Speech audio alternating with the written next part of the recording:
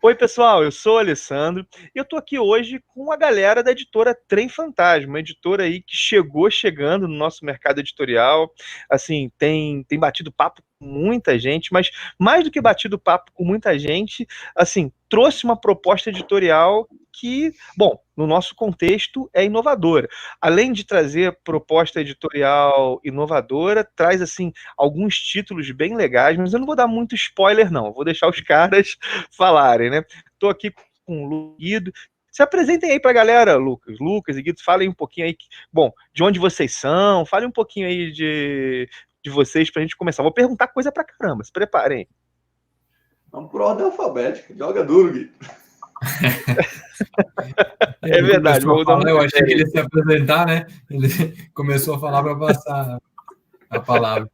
Bom, obrigado, Alessandro, pelo convite. Boa noite a todos que estão assistindo aí. Eu sou o Guido, sou de Piracicaba, no interior de São Paulo, mas já deixei minha terra já faz uns bons anos. Me mudei para Floripa, depois morei fora do país um tempo, agora estou de volta em Florianópolis. Bom, só para se apresentar agora ou... Vamos lá. O Lucas fala de onde ele é agora, então. E aí a gente toca um pouco o papo. Vai lá. Fala, Lê, beleza? Obrigado pelo convite. Agradecer aqui também o seu público aí, os seus seguidores, que mais uma vez vão escutar aqui a nossa palavra. E eu sou de Salvador, mas estou morando em Vitória da Conquista, interior da Bahia, passando um friozinho aqui, que é uma das poucas terras que faz frio nesse estado. Sério, é frio aí? Eu moro numa cidade fria, mas eu não sabia que tinha frio nessa região aí, não. Aqui às vezes no inverno rigoroso faz uns 7, 8, dá uma sensação térmica baixa. Mas, no festival 20 graus, né? Deixa eu só entender uma coisa. Assim, é uma equipe Trem Fantasma. Bom, um tá no Nordeste, o outro tá na região Sul. Então, a editora ela já surgiu nesse contexto, sei lá, de redes agora. Vocês todos moram distantes, assim? É um trem, moço. Então vai de estação em estação. Legal. Tem dois em Salvador, um tá em Extrema, interior de Minas Gerais, e o Guido fica em Floripa. Caramba, cara, muito legal isso. E como é que vocês se conheceram, assim? Como é que vocês... Bom, cada um de um canto, vocês moraram perto, vocês se encontraram pela internet. Como é que foi que esse trem... Como é que os vagões se juntaram aí? Como é que foi isso? Encontramos no trem, né? Eu acho que essa deixa é minha, porque eu acho que eu sou o elo que juntou essa galera aí, certo? Eu conheci o Sérgio e o Marcelo em 2008. Tinha um site que a gente ficava conversando na internet, e aí acabou vendo que estávamos em Salvador, porque o Marcelo é mineiro, né? Ele não é de Salvador, mas estávamos em Salvador e morávamos perto, eu, Marcelo e o Sérgio. Aí teve uma associação de quadrinhos que queria se formar lá em Salvador e combinamos de ir junto e escutar lá falar. Eu fiquei olhando aqueles dois, falei, isso aqui não vai dar certo, mas a gente pode fazer alguma coisa junto. Essa alguma coisa que a gente foi fazer junto foi o quadro a quadro, né, as duas máquinas zero, o tique que a gente trouxe.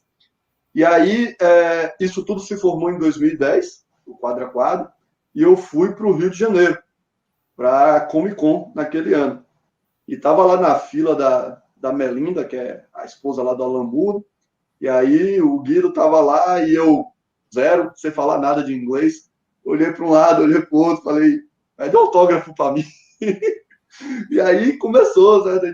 Ele foi lá, pediu, isso rendeu umas boas histórias aí, que se der tempo a gente conversa. Não, vamos e o Lilo... O pessoal vai gostar. Não, agora eu faço questão agora eu faço questão. Não tá com vergonha. Na verdade, tava todo mundo lá pedindo um desenho, né, do Lost Girls lá, faz a Alice pra mim, faz não sei o quê. E eu tava achando que ela tava meio entediada. Aí eu peguei e falei, faz um desenho da senhora beijando o Alan Moore. Aí ela deu risada. E isso, lembrando, pedindo pro Guido me traduzir. O Guido é que tinha que se explicar lá na frente. Ela fez? Aí ela fez o desenho, agradeceu o desafio. Depois ela estava toda vestida de roxo. Era um chapeuzinho roxo, uma camisa roxa, uma saia roxa. E aí eu saí junto com um outro Marcelo Lima, lá de Salvador. Acho que o Guido foi também, não estou lembrando. A gente comprou flores roxas para ela. E depois ela deu uma palestra, olha o que os meninos da Bahia me deram, não sei o que, ela ficou toda feliz. Mas aí ela fez o desenho, tá guardado comigo até hoje, né, dela dando um beijinho no Alan Moore. Aí... Guido, cara, te colocou numa situação, né, você falou, cara, como é que eu traduzo isso? Se a mulher não gosta, né, cara? Imagina, você que tinha falado, né, no final das contas, né? Esse aí foi meu processo seletivo para entrar no quadro a quadro, entendeu? Isso tem 10 anos, tá? Eu tinha uma outra cabeça, uma cabeça mais nerd. Mas foi o primeiro evento de quadrinhos que eu tinha ido na vida, assim, grande. Já tinha tido uns eventos pequenos em Salvador, mas o primeiro grande, com gente espalhado pelo canto todo. Eu tava nerd no paraíso, sacou? Então eu queria... O meu primeiro evento também foi uma dessas Rio Comic Con. Na verdade, eu acho que foi a última. Foi a que foi o Chris Claremont. Acho que foi o meu primeiro e acho que aqui no Rio não tem muitos, né, desses esportes. Acho que foi bem...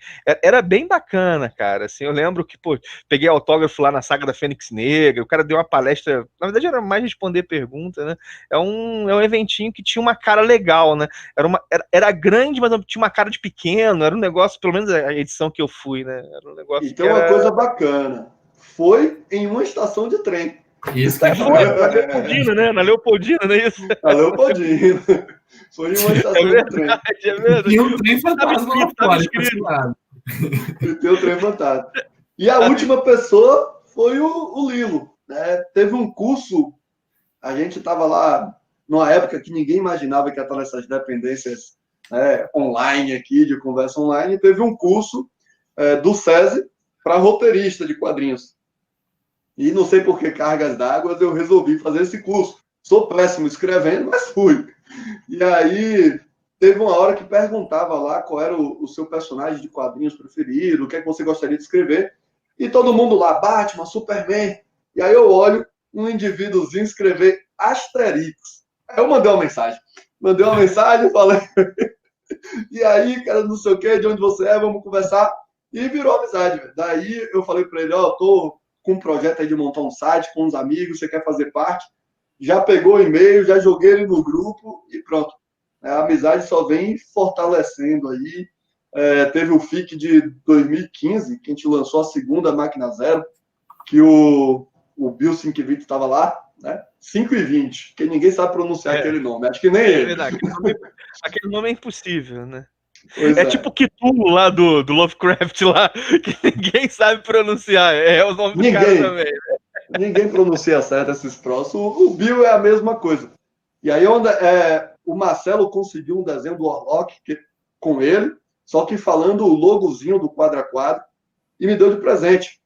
E ele escreveu atrás, né? Tipo, obrigado, meu amigo, por unir todos nós aqui e trazer a gente aqui. E isso ficou tão marcado na minha memória que quem for na minha casa, o desenho tá virado para a parede. Eu emoldurei o autógrafo. A dedicatória. Então, a dedicatória é para mim que importa. Né? Acho que alguns fãs aí vão me matar por isso. Mas a dedicatória foi legal. E aí, cara, é muito legal isso, assim. Tava ouvindo você. Tem um escritor que eu gosto muito, né? Estou em inglês, é o Das Crônicas de Nárnia, C.S. Lewis. Ele tem uma sacada que eu acho muito boa, que ele fala que todas as maiores coisas do mundo começaram com brincadeira entre amigos. Ele fala, todas as maiores coisas do mundo começam com brincadeira entre amigos. E, na verdade, se a gente for olhar assim, hoje a Trem Fantasma, ela começou um pouco com brincadeira entre amigos, né? Assim, começou de um jeito informal. Na verdade, a amizade precedeu a empresa, vamos colocar assim, né? Isso é muito bacana, assim, né? Se eu entendi bem aí a trajetória, né? Sim, quando a gente foi formar lá o quadro a quadro, a primeira reunião foi eu, o Marcelo e o Sérgio no shopping, e o Marcelo já é roteirista de quadrinhos há bastante tempo, o Sérgio estava dando os primeiros passos, né, e eu queria fazer um site para falar de quadrinhos. Aí os dois, mas eu quero fazer uma revista. Eu falei, a gente junta as duas coisas, vamos fazer uma revista e as coisas. Aí ficou naquela, qual vai ser o nome da revista, qual vai ser o nome da revista, e o Sérgio tinha acabado de raspar a cabeça. Aí virou Máquina Zero. Acho que tá até aqui, ó. Aqui as duas bichinhas aqui. Né? Que a gente virou essas duas belezura aqui. Aí, né? Que legal. O quadro a quadro... 2013, 2015. Deixa eu entender. O quadro a quadro foi um site de vocês, é isso? Quadro a quadro foi um site. E... Tá no ar até hoje? Tá no ar ainda? Se eu acessar, se você acessar, tem o material lá todo que a gente produziu, mas a gente encerrou as atividades, né, fechou tudo direitinho, mas todo o material produzido tá lá. Vou dar uma olhada. Juntamos aí, e daí foi, né? 2013 lançamos a primeira Máquina Zero, 2011 eu escrevi uma historiazinha de Velho Oeste, que a gente lançou também, um fanzine junto com o Fã, que é o desenhista, e 2013 a gente lançou o Tique, do Berardi e do Milazzo. Acho que ali foi o princípio dessa ideia de que um dia a gente queria uma editora. O Quadro a Quadro era um selo editorial, né? A gente nunca formalizou nada, não registrou a editora, nada. Né? Publicamos como um selo editorial, era um grupo de fãs fazendo aquilo que a gente gosta. E quando a semente brotou de novo, né? Chuguido falar. Acho que você colocou bem, assim, né? No começo ali o Quadro a Quadro era um grupo de amigos, né? Então era a principal coisa que a gente fazia no site, mas também tinha um pouco de espaço para a gente tentar coisas novas que a gente quisesse, né? Então teve o selo editorial, seja para publicar coisas nossas, seja para publicar títulos licenciados, como foi Tique. Foi um experimento nosso, assim, para ir tentando, né, e conhecendo e tal, e na verdade porque éramos amigos e queríamos fazer coisas juntos. Foi bem isso. E aí no Quadro a Quadro a gente falou nós 5, o Lucas citou nós 5, porque somos estes 5 que ele citou, os mesmos da Trem Fantasma, mas o Quadro a Quadro envolvia mais gente, tinham outras pessoas também, que hoje não estão na Trem Fantasma, mas que fizeram parte aí do nosso grupo durante esses anos. Né? Fez um grupo Deixa eu perguntar uma ali, coisa. Né? Na verdade, a gente, de evento em evento, foi juntando essa galera. Bacana. Vamos lá participar, quer escrever? Bora. Então juntou muita gente em torno disso daí. Eu vou dar uma olhada no site, eu não conhecia. Hoje mesmo eu vou entrar aqui e vou ver o material que vocês produziram. Deixa eu perguntar uma coisa, na verdade eu vou perguntar agora algo que eu pergunto para todo mundo que eu entrevisto. Porque, assim, antes de vocês serem, sei lá, produtores de conteúdo primeiro, né, de fazerem um site, depois, antes de serem editores, vocês foram leitores de quadrinhos, né? Vocês foram e são. Foram e são leitores de quadrinhos. Eu queria saber assim, o que vocês costumam ler? Guido, fala aí, começa você. O Lucas eu sei que gosta de Ken Parker, eu quero saber mais o que ele gosta, né? Vamos lá, você, o que você costuma, como é que é a tua relação com os quadrinhos? O que você costuma ler? Fala aí pra gente. Olha, eu costumo falar que, assim, minha relação com os quadrinhos teve uns 3 momentos diferentes, assim. Primeiro, quando eu comecei mesmo, quando era criança, né, bem pequeno, eu comecei com Tintin, Lucky Luke, Asterix, que eram os quadrinhos... O cara já começou lá em cima, cara. Eu comecei com esses porque eram os quadrinhos que os meus pais tinham. O que eles tinham na estante e tal, já me emprestavam, e na época era fácil de eu gostar porque tinha o desenho do Tintin, né, na TV Cultura. Então, eu assisti o desenho, foi natural ler o gibi do Tintin. E aí, depois disso, eu passei para super-heróis e tal, e aí sempre gostei muito de desenhar e tal, então durante um período foi meio que eu gostava mais de desenhar do que ler. Até que ali na adolescência e tal, eu voltei a ler muito mais quando eu descobri um pouco dos quadrinhos mainstream americanos mais voltados para um público mais adulto, né, Vertigo, ou da linha da Dark Horse e coisa desse tipo, porque foi assim um choque para mim, né, de ver coisas diferentes dos super-heróis ou dos franco-belga que eu lia quando era criança, né, porque eu também não expandi os franco-belga naquela época. E aí, nisso, eu mostrei para o meu pai os quadrinhos do Sin City, Sandman e tal, e ele também ficou muito surpreso. Ele falou, pô, eu também parei lá no tempo, lá nos quadrinhos franco-belga que eu conhecia, e Mandrake e Flash Gordon e coisa assim. Então, foi uma época que a gente descobriu quadrinhos juntos, eu e meu pai. Que bacana, cara. Que bacana. E a gente lia e conversava sobre os títulos que estava lendo, né? A gente leu V de Vingança, Watchmen. Então, eu tive essa época da minha vida que foi muito legal. Parece que acabou, né? Mas não, até hoje meu pai lê muito e a gente debate as coisas que a gente lê.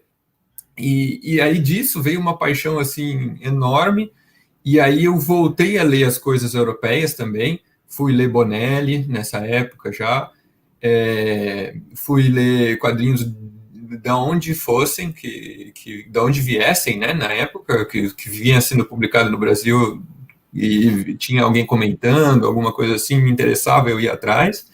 E aí comecei nos eventos, e dos eventos eu conheci quadrinho nacional, e aí, com isso, eu comecei a ler de tudo, assim, E depois que eu saí de Piracicaba, né, como eu falei no começo, lá, eu morei um tempo fora também do país. E aí, morando fora, eu me envolvi ainda mais com quadrinhos de outros países também. Aí você foi para as drogas mais pesadas, né, cara? Saiu daqui. Aí hoje eu leio de tudo, Esse cara me trouxe um quadrinho da China. Eu tenho um quadrinho da China. Legal, cara. Sério isso? Sim. Que bacana. Tem umas duas prateleiras lá que são só de quadrinhos do mundo todo, nas línguas originais. Então... Legal. Assim, vamos lá. Tem até um negócio aqui. Que país mais assim, ele citou a China, que país assim mais fora do, vamos lá, fora do radar da galera você tem quadrinho? Consegue citar algum aí de cabeça? Tem da Ucrânia. Que isso, quadrinho da Ucrânia, que legal, cara. Sim, eu passei um tempo lá, foi difícil de achar, porque todos os países ali da União Soviética, eles tiveram ali durante esse período de União Soviética uma restrição, assim, para publicar coisas, então meio que parou um tempo ali sem desenvolver a publicação interna. E aí foi bem difícil de achar, eles estão recomeçando agora, tanto na Ucrânia quanto na Rússia, os países ali, recomeçando agora, assim, publicar coisas autorais, né, independentes e tal. Então, mas tem o da Ucrânia, tem o da Bulgária, tem o da Hungria, tem o da China, tem o da República Tcheca. Caramba, você tem realmente, você tem quadrinhos de fora do radar da galera, né, cara? Assim. Sim. Quem sabe, né, daqui a um tempo, imagina Trem Fantasma anunciando, primeiro quadrinho, sei lá, húngaro lançado no Brasil pela Trem Fantasma, imagina, né? Sim. Tô brincando aqui, mas o cara tem acervo, né, cara? O cara tem a gente tem um passado que condena a gente nisso, né? Quando a gente publicou a Máquina Zero, aqui foi gente do mundo inteiro. Então aqui tem quadrinho paraguaio, croata, Costa do Marfim. Que legal, então, cara. Tem uma galera legal que a gente reuniu aqui. Eu tenho de vocês. Passado a gente tem. Eu tenho o Tique, né? Eu tenho a edição do Tique. Acho que eu comprei direto com o Lucas, inclusive. Tava esgotado, eu tinha começado a ler Bonelli. Aí você falou que você tinha umas 20 edições na tua casa, alguma coisa assim. Eu peguei direto com você. Mas a Máquina Zero eu nem conhecia. Fiquei agora curioso. E você, Lucas? Bom, como é que é a tua trajetória com os quadrinhos? O que você lê? Vamos lá. Fora Quem Par. Quem Park é complicado, porque até tatuagem eu tenho do Quem Park. Sério? Sério. Mas eu tenho o Quem Park e o Eternal, tá tatuado. Então tá, pra compensar, né? O começo é bem parecido assim com a história do Guido, né? Eu até relatei na minha dissertação lá do mestrado, porque eu comecei contando como começou a minha vida com quadrinho. Meus pais são leitores até hoje, os dois. E a minha infância era ver meu pai e minha mãe fazendo pilha do lado da cama com Quem Park e História do Oeste e ficar lendo e comentando. Eu lembro meu pai e minha mãe dizendo tem uma hora em História do Oeste estava com raiva dos índios, uma hora estava com raiva dos brancos, e a história ia, eu cresci nesse mundo. Mas começar mesmo, eu comecei com Tintin, com Asterix, que eles tinham lá, e tinha acesso por isso, e Turma do Seninha, que era uma da... A Turma da Mônica veio muito depois. Eu cheguei a ler Turma do Seninha. Acho que uma edição só, mas eu cheguei a ler. Pois é. E aí, da Turma do Seninha, de Asterix, essas coisas, eu pulei para os super-heróis. Acho que era Homem-Aranha 162 de abril, com a máscara meio rasgada assim. O Camaleão botou uns robôs lá com os pais dele. Eu li aquilo, fiquei vibrado. E aí meu pai achou que eu estava ficando muito viciado naquilo. E aí me disse, olha, tem outras coisas que não são super-heróis. E aí botou do meu lado a pilha de Ken Parker e o Martin Mystery da Record. E aí eu li os dois. Na época, inclusive, gostei mais do Martin Mister, que eu peguei aqui a edição agora para mostrar, que foi um desses outros presentes que o Guido me trouxe, né? Que está autografado pelo homem lá, e tem a dedicatória do Guido aqui também, né? Então, tá guardado as duas. E, para mim, né, todo mundo lembra, geralmente fala de mim por causa do Ken Parker, mas para mim o Martin é o melhor gibi serializado já feito no mundo, né? Gosto bastante.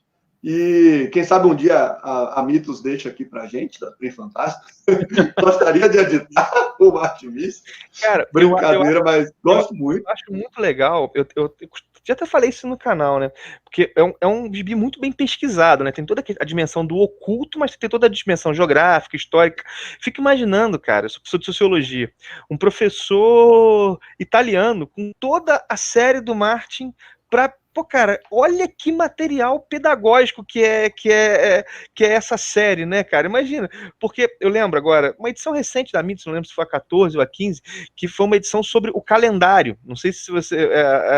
aí conta um pouco a origem... 12, 13. Cara, eu falei, caramba, cara, olha só, isso aqui, na mão de um moleque, é bom de ler e imagina você ter, sei lá, todas, eu fico imaginando, né? Eu tenho acesso, eu comecei a ler com a Mitos, né?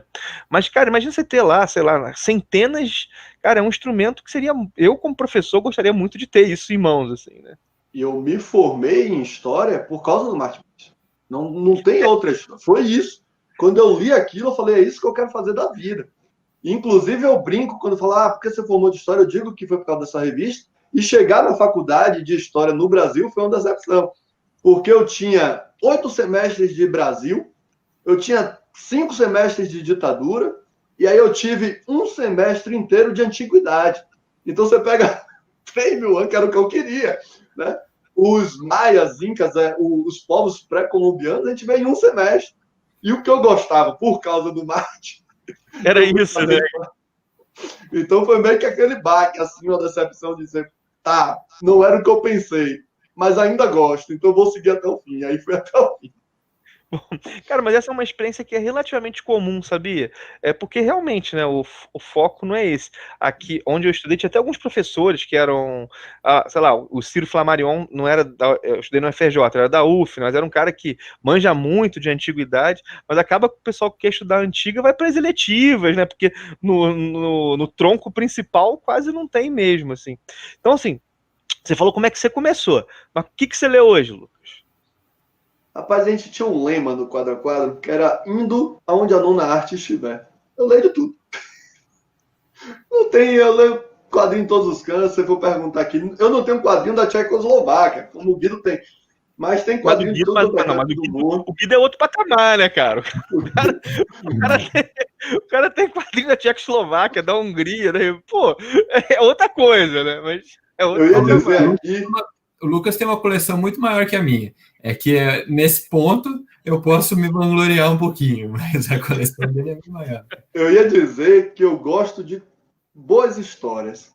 Só que aí eu tô olhando minha camisa dos Cavaleiros do Zodíaco, tem uma Atena aqui atrás de mim, aqui. Tem o mangá dos Cavaleiros ali, eu não posso dizer isso, não. Cara, Cavaleiros, Cavaleiros marcou minha trajetória. Cavaleiros é aquela coisa, é ruim, mas é bom, né, cara? Vamos falar. É ruim, mas é bom. Se alguém falar mal, eu defendo. É aquele negócio. Se alguém falar mal do Brasil, se um estrangeiro falar mal do Brasil, a gente defende. Mesmo que a gente saiba os problemas. A mesma coisa comigo e Cavaleiro. Se alguém falar mal, eu defendo. É aquela coisa. Cara, às vezes o pessoal fala, mas tem esse problema de roteiro. Eu tenho até mais, tem esse, mas eu gosto. Não tem jeito, né, cara? Assim. Cara, mas deixa eu perguntar agora, assim, né? Bom, vocês são leitores, leem de bastante coisa, leem quadrinho húngaro, tô brincando, leem quadrinho. Mas, assim, o que levou... Vocês já responderam um pouco isso, ao contar um pouco a amizade de vocês. Mas o que levou a decisão de montar uma editora? De montar uma editora? O que fez, sei lá, vocês passarem pro outro lado do balcão? Vocês... pensar, cara, vamos pro outro lado do balcão, vamos criar uma editora, vamos publicar. Sei que tem uma trajetória de amizade, vocês já tiveram, assim, incursões no mercado editorial, mas se eu entendi bem, foram incursões pontuais, que era mais que vocês fazem, como o Guido disse, vocês já estão fazendo coisas como amigos. Mas agora, a Trem Fantasma é um projeto mais robusto. O que levou a essa decisão, a esse desejo, assim? eu acho que a gente pegou gosto. A gente fez esse projeto lá como amigos e gostamos da coisa. Naquele momento, tinha uma série de outros fatores aí na vida também, que acabou que a gente prolongou isso um pouco mais. E aí, o ano passado, o Marcelo mandou uma mensagem e falou, pô, se a gente fosse publicar alguma coisa de novo, o que é que seria? Aí eu falei, o Mujico, porque tem arte do Pedro Mauro e o Gianfranco é um gigante, e o Sangue e Gelo, porque tem o Pasquale Frizenda, e eu sou apaixonado pela arte do Frizenda. E o Frizenda, a gente estabeleceu uma relação de amizade desde do Máquina Zero, né? No Máquina 01 ele cedeu uma entrevista e umas artes pra gente, e no 2 ele mandou uma história inédita até então, e a gente publicou uma história. E de lá a gente vem conversando, vem mantendo contato, e não pensei duas vezes. Eu falei, tem essas histórias aqui, eu gostaria de publicar isso. Aí ele falou, e se a gente pudesse? Eu falei, vamos falar mais sobre isso. E aí a gente mandou as mensagens um para os outros, o Guido chegou, o Lilo, o Sérgio, e aí todo mundo de novo, no mesmo trem, tá? Não é no mesmo barco, no mesmo trem, e a gente decidiu. A história do nome aí já é outro que. Só para complementar um pouquinho, eu acho legal falar que assim surgiu da vontade de publicar ainda, né? Que a gente ainda tinha, nunca perdeu, da época do Quadra Quadro. Mas assim, a gente encerrou as atividades no site do Quadra Quadro já há alguns anos. E nesse meio tempo, vamos dizer que o mercado evoluiu muito também e ficou muito mais comum se fazer compras online, vendas online, né, e tal. E isso era um problema que a gente tinha na época de Quadra Quadro, de selo, que a gente tinha que levar todo o estoque para vender nos festivais, né, no FIC. O pessoal, o Lilo e o Marcelo, continuaram publicando de maneira independente ou com editoras nesse meio tempo, eles levando também os quadrinhos para vender em CCXP, em outros eventos e tal. E aí a gente começou a pensar num modelo que funcionasse online e que aí, pensando em se profissionalizar dessa vez, né, de fazer algo profissional de fato, com que a gente possa pensar melhor essa logística, né, de entregas e tudo mais, e para não depender só de eventos, que até esse ano, em ano de pandemia, não teve nenhum evento presencial, né? Não, e hoje em dia... O que disso é importante, né, porque a gente continuou produzindo, mesmo depois do fim do site, né? Eu editei, por exemplo, La Dançarina, do Lilo, né, em 2015, os 2 primeiros volumes do Never Die Club, que é do Marcelo. O Lilo que vocês estão falando é o Lilo Parra. Parra. Vocês falam do Lilo. Pô, cara, La Dançarina é ótimo. Eu amo esse quadrinho. Tem review no canal. Fora o review, já elogiei algumas vezes. Que bacana. Agora eu entendi quem é o Lilo, pô. Agora eu sabia. O La Dançarina, a primeira edição dele saiu pelo Quadra Quadro, saiu pelo nosso selo. Eu peguei encerrou o selo, né? Foi na Marsupial, né? Depois Marsupial, Chupatinho. Eu acho que encerrou o site, mas Chupatinho, Marsupial. Foi Marsupial. É a mesma. A Jupati, um é selo da outra. Isso.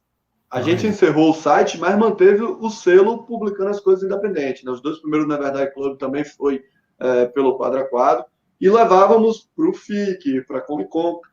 Isso que o Guido disse era bastante real, né? Um problema de distribuição. Às vezes a gente fazia a impressão, o TIC e a primeira Máquina Zero mesmo, que a gente fez a impressão em Salvador, e aí com aquelas, imagina, tiragem de 1000 exemplares de avião para Minas. Vocês estavam... Bom, só para contextualizar o pessoal, né, que tá assistindo, houve uma queda de conexão e a gente está retomando agora. Para vocês não tem problema nenhum, mas para a gente aqui o papo foi interrompido. Você estava dizendo que vocês carregavam caixa de quadrinhos de tiragem de 1000 em avião. Em avião. Cada um levava um tanto. A gente não botou todo mundo levou uma parte. E aí o restante, porque ia dar excedente de qualquer jeito, aí o restante a gente pagou o frete mesmo de avião para ir. Só que aí pagou o frete de, sei lá, metade da tiragem. Vai 500. E você E vocês passaram todos os dias sem roupa, né? Não levaram nada, assim. Mas no FIC de 2013, eu comprei roupa lá. Eu fui com a roupa no corpo, porque a gente levou o falei tique, brincando, mas era sério. A gente levou o tique e a máquina zero. Foi sério. Eu comprei roupa lá. Mas era sério. Mas... Eu não ia sem roupa, não, porque eu ia de Floripa, né? Então eu não estava com a tiragem na ida, mas na volta tinha que voltar com boa parte da tiragem que a gente não tinha vendido. Então... No último dia do evento, divide caixa, vai, você leva isso, você leva isso. Então, deixa eu entender uma coisa, assim, fundamental para vocês, então, foi essa modificação do mercado que hoje permite uma venda pela internet. Tem um monte de editora que vive praticamente só da internet hoje, assim, né? Na verdade, o caminho das bancas, por exemplo, é um caminho que está morrendo, né? Assim, inclusive foi ferido pelo visto de morte agora com essa situação da DINAP aí agora. Interessante. Então, assim, é bacana ouvir isso, né? Que na verdade você teve uma modificação no mercado, e essa modificação permite que surjam iniciativas assim dos pequenos, né? Isso é legal, isso é uma coisa que eu particularmente assim não tinha pensado nisso, bem bacana isso aí. Acho que isso nos últimos anos tem permitido o surgimento dessas editoras, né? Porque quando a gente olha para trás, em 2011, quando a gente lançou Silêncio, 2013 lançamos o TIC, a Máquina 01, não tinha nenhuma editora pequena fazendo isso. A gente tinha Devi, Mitos, Panini, e não éramos uma editora, como eu disse, mas fomos a primeira a dar o passo de talvez mostrar assim, olha, é possível, é um caminho aqui. E aí, nos últimos anos, é que a gente viu surgir aí Pipoca e Nanquim, Comic Zone, né, Figura. Mas lá atrás a gente estava realmente desbravando a floresta, né? Vamos ver aqui, será que rola? E rolou. E tinha um pouco assim, a gente tinha um site, né? Tinha o Quadro a Quadro, e que tinha muitos acessos. Talvez não fosse um dos sites mais conhecidos do Brasil, entre o top 5 ali, sei lá, mas era bastante conhecido no Nordeste e era conhecido nos eventos também. A gente chegou a ter stand grande no evento e coisa assim. E era essa a maneira de se divulgar alguma coisa na época, né? Era site, era blog. Nesse meio tempo veio o YouTube, o Instagram, muitos outros canais de comunicação, né? Que facilitaram que as editoras menores ficassem conhecidas, que houvesse interesse e confiança. Também teve o Catarse nesse meio tempo, das pessoas buscarem quadrinhos de editoras menores, né? Nos eventos que a gente ia, no FIC, por exemplo, você sempre via assim, a confiança do pessoal na Comics. Então, no máximo, a galera comprava os nossos quadrinhos pela Comics, e não pelo nosso site. A gente vendia no site também na época, mas nossas vendas pelo site eram muito pequenas em comparação com o que a gente vendia pelos eventos ou distribuindo mesmo na Comics, por exemplo. Então, isso que mudou muito. Hoje em dia, as editoras conseguem mais vender, seja pelo próprio site, pela Amazon, pelo Catarse, conseguem fazer a venda online mesmo. O leitor mudou, né? Hoje ele já busca nesses espaços. Estava pensando, né? Eu ainda tenho uma banca que eu compro algumas coisas, coisa que compro desde que eu tinha 14 anos, então é uma relação afetiva. Mas sei lá, 90% das minhas compras são feitas online, assim, né? São feitas online. Então, é verdade, interessante isso. Agora, deixa eu perguntar uma coisa. Eu sei que vocês já falaram um monte de lugares, um monte de vezes, mas eu acho que vocês não estão enjoados de falar isso, né? Vamos fazer um passeio rapidinho sobre os primeiros lançamentos da Trem Fantasma, aqueles que vocês já anunciaram, que vocês já falaram, assim, só pra gente... Eu acho que vocês não estão enjoados de falar disso, né? Acho que vocês devem estar até... até porque é um monte de quadrinho bom, né, cara? É um monte de quadrinho bom. A gente pode fazer um passeio rapidinho sobre esses... A gente pode ir alternando. Eu falo um, o Guido fala um. Vocês pode escolhem. Ser. Por mim, pode ser assim. Vai lá, começa aí, Guido. Quando não era para ele me dar a palavra, ele me deu a palavra, né? Agora eu vou roubar a palavra. Tá certo. Não, eu quis começar porque o primeiro é Mujico, né? Que o Lucas até já citou. Roteiro do Manfredi, do roteirista de Mágico Vento, a arte do Pedro Mauro, brasileiro, né, que desenhou mais recentemente a trilogia Gatilho. E eu pedi para falar porque eu gosto muito dessa HQ, que ela é bem uma HQ de espionagem, né? O Manfredi se baseou, a gente falou muito de quadrinhos italianos, histórias italianas, acho que para mim o maior traço do quadrinho italiano é a quantidade de pesquisas históricas que os caras fazem, né? Então, o Manfredi se baseou no Sword, que era um agente soviético, um agente secreto soviético, que também foi inspiração para James Bond, para criar o Mujiko, né?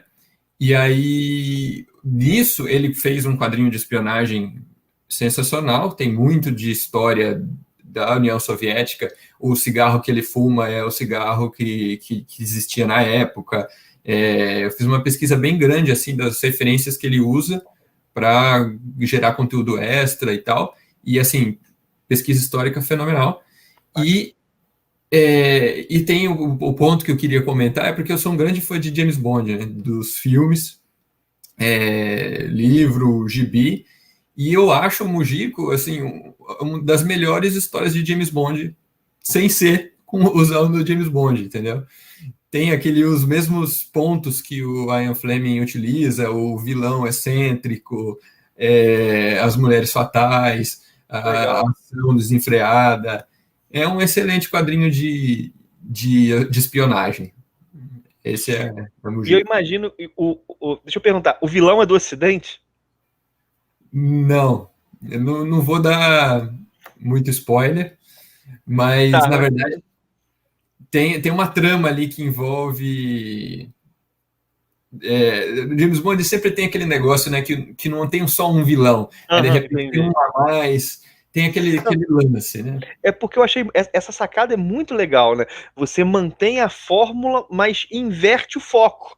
Você inverte o foco. Essa sacada do Manfredi foi... Eu gosto muito do Manfredi também, muito, muito. Da Bonelli é o... Na verdade, da Bonelli não, né? O Manfredi tá no meu top 5 aí, dos escritores que eu mais gosto, assim. Então, Sim. assim, cara, essa sacada é muito boa, porque você mantém a fórmula e invertendo os polos, né? Vamos colocar. Você gera algo que é original, que ao mesmo tempo segue o caminho muito legal, assim. Então, esse eu fiquei... Quando eu vi esse anúncio, eu falei, putz, começaram bem, assim, né? Começaram bem. Vou pegar a prova gráfica aqui. Ih, já tem a prova gráfica? Galera. Tem a prova gráfica aqui, do Mudir. Cadê aqui a câmera? Vai ser do tamanho de Chambara, né? Ok. Isso. É do tamanho de... É bem bonito. É do tamanho do Chambara, né? É desse tamanho do que a Panini tá lançando agora, assim, né? Essa é aquela vantagem da gente ser colecionador também, né? A gente entende que o colecionador gosta do negócio bonitinho na estante também. E é uma mesma coleção. O Chambara vem da série Lay Story. E o Mujiko, o Sangue e Gelo, faz parte dessa mesma série lá na Itália. Então a gente deu uma continuidade. Legal. Porque quando compramos os direitos, né, quando a gente conseguiu os direitos, ninguém tinha publicado Lay Story no Brasil. Tinha até matérias aí da Confaria, né, da galera dizendo, série que nunca veremos no Brasil. E a gente não esperava, mas aí teve a pandemia, a gente reprogramou toda a nossa estrutura aí, e nesse meio tempo a Panini lançou o Chambara.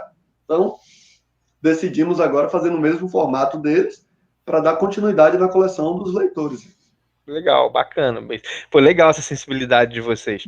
Mas o Mujiko, ele vem junto com o outro, né? Ele não vem sozinho nessa primeira leva, né? Não, ele vem bem acompanhado. Você vai ver que é uma tendência aí nas nossas obras, tem um fundo histórico, né? Pouca relação com o fato de eu ser historiador, mas o Sangue e Gelo, que é do Tito Farati e do Pasquale Frisenda, ele tem como ponto histórico as tropas napoleônicas sendo derrotadas para o General Inverno na Rússia.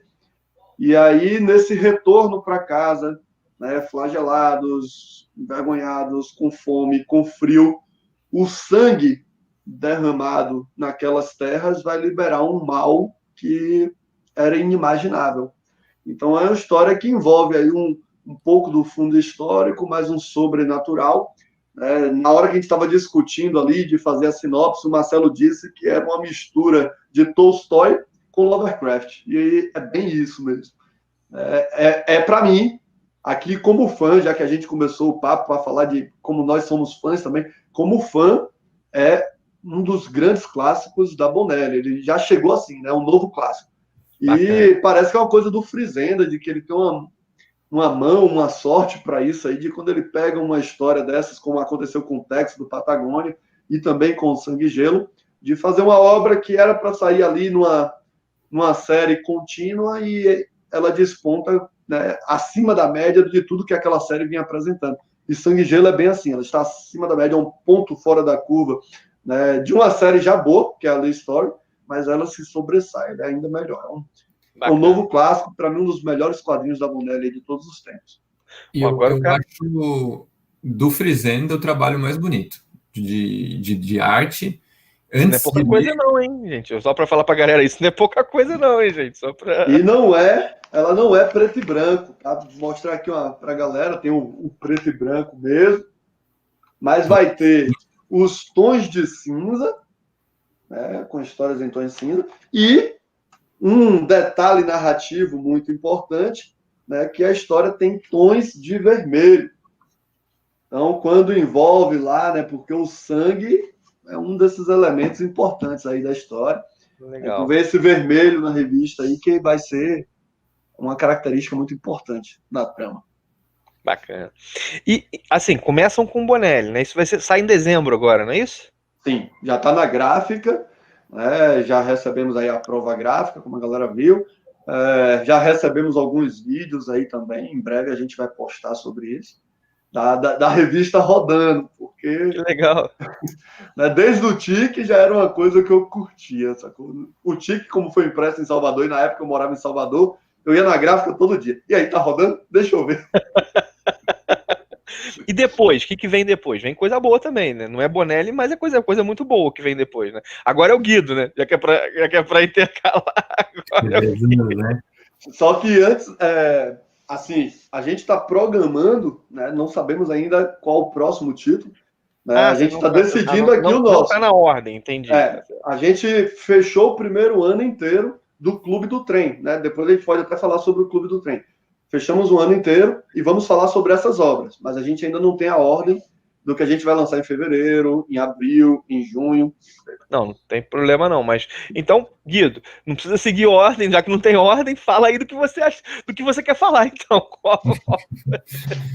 Para ir revezando, bom, também a gente pode... a ideia é publicar a próxima, é o Sonheiro, né? Acho que o Lucas conhece um pouco melhor a obra, pode falar mais. E eu posso falar que eu trabalhei mais nos últimos tempos aí em seguida. Então, se ele quiser começar por El Senheiro, manda ver, senão a gente inverte a ordem aqui também.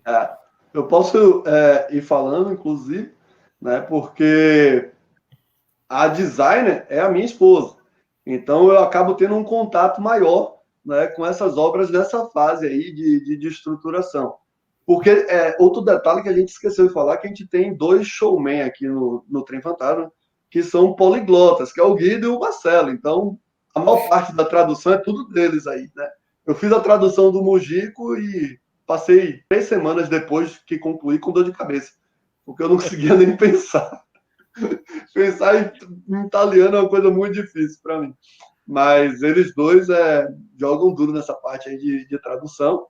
Né, trabalham muitos aí, o Marcelo, geralmente aqui o co-editor comigo, né, somos todos um conselho editorial, mas o Guido é o cara dos extras, né, é o cara da newsletter aí que a galera tá recebendo, e eu fico aqui, né, na verdade eu fico até como um fã, porque aí fico fã da esposa também, eu fico olhando lá o trabalho dela. Tá certo. E cada vez, acho que a galera já começou a perceber isso aí pelas nossas redes sociais, a linha do tempo que a gente fez para o Sangue e Gelo e para o Mujico, recebeu elogios até lá fora. Até teve gente postando na página do Frizenda, eu quero isso na Itália. Então, tá conseguindo bons resultados aí. Mas vamos ao próximo lançamento. Né? Se tudo der certo, vai ser El Sonheiro, né, que a gente conseguiu colocar o subtítulo aí do Sentinela dos Sonhos, porque a tradução seria algo como o sonhadeiro, e essa palavra não existe, né? Então, conversamos com o Breccia, né, o Henrique Breccia, e ele gostou do subtítulo, então vai ser El Sonheiro, o Sentinela dos Sonhos. E apresenta, né, um futuro onde a paz mundial aconteceu, né, e uma civilização que estava acostumada com as lutas e tudo mais, começa a morrer por uma doença, né, entediadas, sem ter o que fazer. E eles criam um programa onde esse caçador de recompensas ele vai para várias épocas diferentes, né, no tempo e no espaço, para trazer personalidades dessas épocas, lutadores, guerreiros mesmo dessa época, e colocar numa arena para se confrontar. Então vai ter o Minotauro, vai ter tanto mitológicos como personagens reais, né, como Jack o Estripador, por exemplo. E é um roteiro... Marcelo definiu bem, que ele diz que é uma mistura ali de Gartienes. Então, quem gosta do cinismo de Gartienes vai gostar do El Sonheiro, porque é uma obra assim, um roteiro bastante cínico, bastante ácido, né, que envolve ali também o período da ditadura militar na Argentina. Então, o Breccia colocou isso tudo na obra, e não é à toa que é considerado o melhor trabalho autoral dele. Né? Então, estamos bastante felizes. Também? O roteiro 100% do Breccia. Que legal. Breccia. Trabalho... Acho que eu nunca li nada dele com o roteiro dele, né? Sempre já. É do filho, né? É do Henrique, né? Do Henrique. Acho que eu nunca li nada com o roteiro dele. Legal, bacana isso. Esse contato a gente fez diretamente com ele, né? Conseguimos comprar os direitos diretamente com ele. Ele mesmo ficou empolgadaço, segundo ele, nas palavras dele, essa é meu melhor trabalho, minha melhor obra. Legal. E aí ele virou pra gente, um belo dia tá todo mundo dormindo, e aí a gente acorda com um e-mail onde ele diz assim: tô tão feliz que vai ser publicado no Brasil que eu posso fazer uma capa inédita para vocês? Que isso? Não pode não. A gente não agora. Não, que é isso? Queremos o tradicional, não vamos publicar. E aí a nossa edição vem com alguns extras e vem com essa capa exclusiva, né, no mundo para a edição brasileira. Então, é um trabalho que a gente está bastante feliz, mas é uma tradução que demanda bastante cuidado, ele faz muita referência, então a gente está num trabalho bastante intenso com essa tradução, que pode ser que a gente acabe não lançando o El Sonheiro logo em fevereiro. Então, por isso que eu disse que a gente ainda não tem as datas de lançamento certinho, porque estamos fazendo o melhor trabalho possível aqui, a fonte é bastante complicada para fazer esse letramento. Então, para deixar o trabalho bastante fiel, né, um trabalho que a galera olhe e diga, pô, valeu a pena, a gente está vendo aí se vai ser em fevereiro ou se ela fica para abril. Só para explicar um pouquinho isso, Alessandro, desculpa, que assim, a gente já adquiriu os direitos para publicar várias obras, né? Dessas todas a gente lê primeiro, conversa entre nós, debatemos se vamos adquirir ou não, aí a gente adquire os direitos, e uma vez que a gente adquiriu, a gente começa a trabalhar na obra. Então, tem várias obras que a gente já começou a trabalhar nelas, na tradução, né, na edição, na produção de conteúdo envolvido, no letramento, em tudo, porque tem os estágios todos, né? Às vezes você faz a tradução, aí depois você tem que mandar para o revisor, então enquanto o revisor está revisando uma obra, você já está trabalhando na outra. E então a gente tem várias obras em vários estágios diferentes de trabalho, e que nos dá uma certa liberdade para escolher qual que vai ser a próxima. Não, e vocês não são, assim, a editora não é o trabalho exclusivo de vocês, né? Não. Vocês, todos vocês são... o Lucas, não sei qual é a profissão do Guido, mas o Lucas é professor, deve ter ouvido isso. Professor, você trabalha também ou só dá aula, né? Você trabalha também ou só dá aula, né? Mas, bom, além de ter a editora, vocês trabalham, né? Olha essa coisa. Eu só dou aula. Eu só dou aula de história, filosofia, sociologia, atualidades, artes e literatura. Mas eu só dou aula.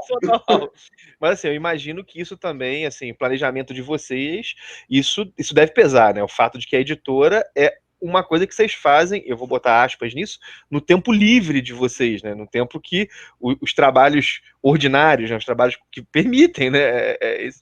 Eu imagino que seja um desafio. Ainda mais pelo que vocês falaram, e isso é muito bacana, é tudo bem dialogado entre vocês, né? A coisa assim, né? Sim, Bem a gente conversa bacana bastante, isso, né? muito. E hoje eu chego a dizer que não é nem no tempo livre. Entre o intervalo de uma aula e outra, eu já respondi e-mail do Frizenda. Entre o intervalo de uma aula e outra, e com a revista pronta, indo para a gráfica, o Manfred mandou um texto exclusivo. Aí eu falei, volta tudo, para tudo, volta, porque vai ter que mexer nisso. E aí, corre, manda para designer, né? Porque ela também não trabalha exclusivo para editora, né? Ela tem um trabalho dela. E aí fala, mas está pronto. Eu falei, mas eu não posso deixar de encaixar isso. Tem que encaixar. Então, não é mais no tempo livre, não. É, às vezes, no meio do trabalho mesmo. E você vai lá, encaixa. E eu né, quando eu comecei a trabalhar com a editora também, eu já pensei tudo sobre tudo isso, né? E eu cheguei à conclusão que, assim, na verdade, não é no meu tempo livre, né? Meu tempo livre é o tempo que sobra quando eu não estou trabalhando para a editora e minha profissão mesmo. Na verdade, hoje o tempo livre diminuiu, né? É isso que vai acontecer. O tempo livre é quando eu estou lendo super-herói. Porque quando eu estou lendo qualquer outra coisa, eu ainda estou pensando, publicar isso aqui no Brasil ia ser massa. O Lucas passou até a gostar mais de super-herói agora, né, cara? Passou até a gostar mais. Mas, Guido, fala aí do quadrinho que você falou que é o que você está trabalhando nas últimas semanas aí, que vai ser o lançamento de vocês também. Tá, Cromáticas, que é uma antologia sensacional, e pelo nome, né, já dá para ter a ideia que as cores são um elemento também narrativo, né, de outra maneira, não da mesma maneira que no quadrinho do Frizenda, né, mas Cromáticas é uma antologia escrita por Jorge Zentner e desenhada pelo Rubem Pelerreiro, e todas as histórias são deles, né, desses dois. O Jorge Zentner é o criador do Dieter Lumper, né, que é um personagem já que tem várias histórias e tal, e o Pelerreiro é quem atualmente desenha Corto Maltese, né, as histórias novas do Corto Maltese que vêm sendo publicadas lá na Itália, na Europa em geral. Enfim, Cromáticas é essa antologia deles, e quando a gente estava conversando com a gente, na verdade negociando uma outra obra, esse agente nos ofereceu essa obra. E a gente pegou o arquivo, né, para ver, Marcelo, que negociou primeiro, né, Marcelo Fontana, e gostou bastante do arquivo e falou assim, isso aqui está me parecendo uma pérola, vou passar para o pessoal ver. E ele passou para a gente e ele falou, todo mundo leia, porque é muito bom e eu acho que a gente devia publicar. E a gente faz assim, né? Todo mundo tem que ler para a gente chegar num consenso. Até agora não teve nenhuma obra que um não quis publicar e os outros 4 quiseram e tivemos que convencer, nem nada. Até agora todos que a gente vai publicar foi unânime. Mas essa era uma totalmente fora do radar, né? E aí, quando a gente leu, cada um foi gostando, assim, de uma maneira que chegava a competir quem gostou mais. Essa obra é o quê? Ela é espanhola? Ela é o quê? Ela é de onde? Sim, espanhola. Ela é espanhola. Então, olha só, vocês estão, por enquanto, os que vocês já falaram, 2 italianos, um argentino e um espanhol, né? Vocês estão... Bom, eu acho que vocês estão seguindo o exemplo do Guido, né, cara? Que o cara... Daqui um tempo, eu vou ter todos da Trem Fantasma, então eu vou poder falar, gente, olha, eu tenho um quadrinho de tal lugar, de tal lugar, de tal lugar. Bacana. Então, assim, vocês realmente fizeram isso que vocês falaram, isso é um negócio muito interessante, né, cara? Porque depois que vocês começaram a ser editores, vocês esbarraram em coisas que antes eram desconhecidas para vocês também, né? Essa Cromáticas foi isso. Bacana, isso é um negócio que o caminho ele gera possibilidades, né? Que isso é bem legal, assim, isso é bem legal. E esse é o tipo da obra que a gente gosta de ler, sabe? Porque as outras anteriores que a gente citou têm nomes maiores, né, mais conhecidos no Brasil, pelo menos, do que o Pelerreiro e o Zentner, que apesar disso são grandes também, apesar de não serem tão conhecidos no Brasil. Mas cromáticas, por estar fora do radar, quando a gente pegou, a gente foi com aquela... sem expectativa, né? Você não sabe o que vai encontrar. E é uma antologia tão bem feita que aqueles quadrinhos de poucas páginas, onde não tem um quadro em vão, sabe? Cada quadro foi muito bem planejado, cada texto foi muito bem planejado, ele brinca com a mídia de quadrinhos em si, e isso é uma coisa que, pelo menos eu, tenho muito gosto quando eu vejo. Quando tem um quadrinho que surpreende pela maneira como ele usa a mídia ao seu favor, como ele deixa as partes não contadas entre os quadros serem importantes, sabe? Legal. Aquele negócio que só quem lê quadrinhos mesmo entende o que está acontecendo, né? Porque quem não está acostumado ali com a narrativa, dessa mídia, às vezes perde essas coisas que ficam não nas entrelinhas, mas nos entrequadros, né? Legal. Então vamos lá. 2 italianos, um espanhol, um argentino e o próximo agora, de onde é?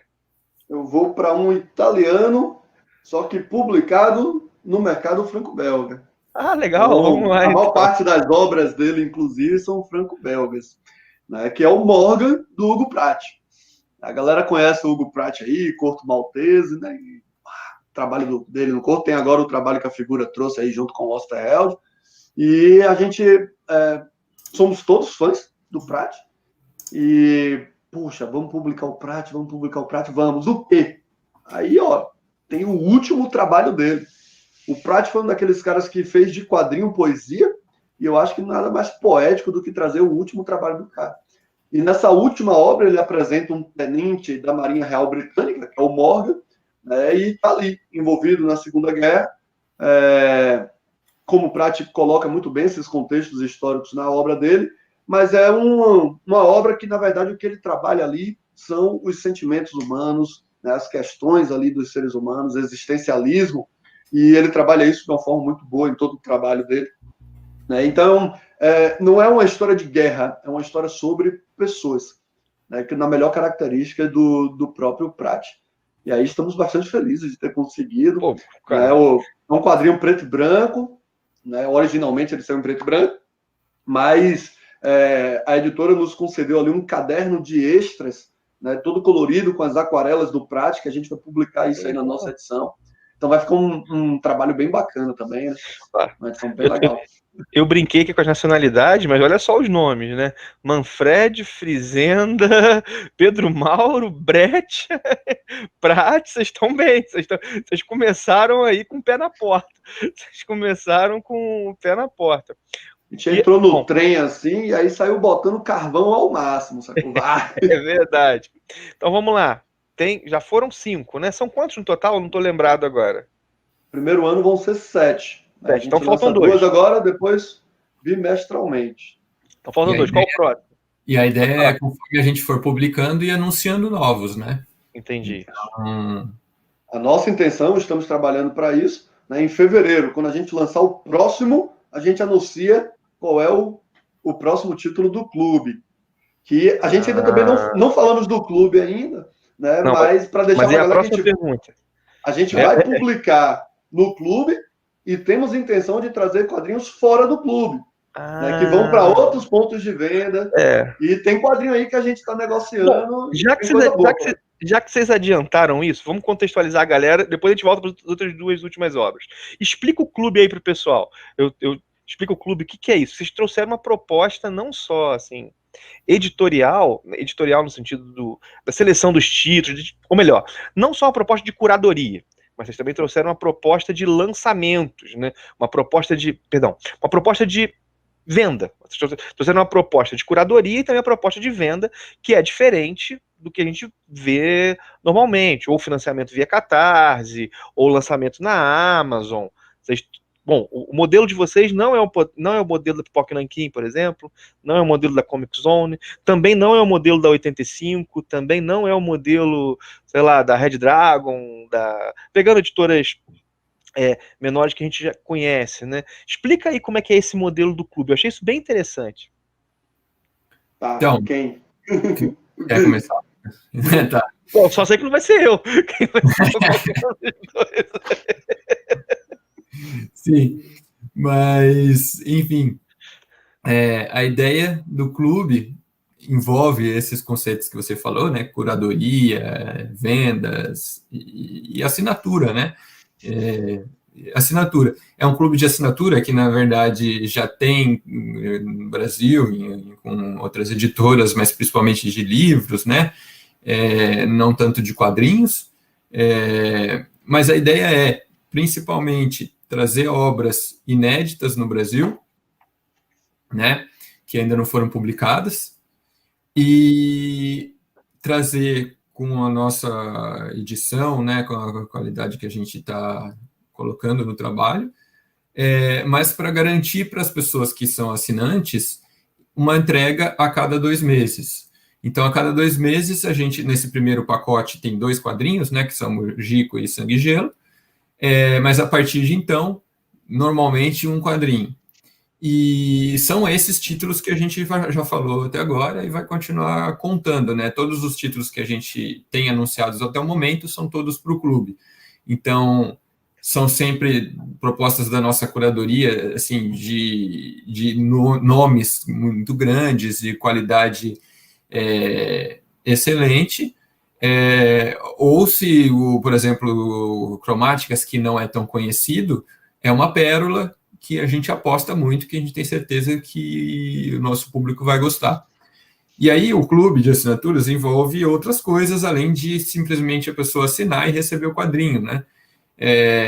Envolve uma produção de conteúdo nossa, a gente tem se comunicado com assinantes com uma newsletter, onde a gente manda conteúdo semanal, exclusivo, sobre nossas obras. Então, sobre Mogico, como eu falei, tem detalhes que a gente pesquisou sobre de onde veio o cigarro, o que é aquele prédio que aparece no fundo de uma cena, o que significa tal palavra em russo que aparece no quadrinho, mas que lá na Itália já não foi traduzida, então a gente não vai traduzir.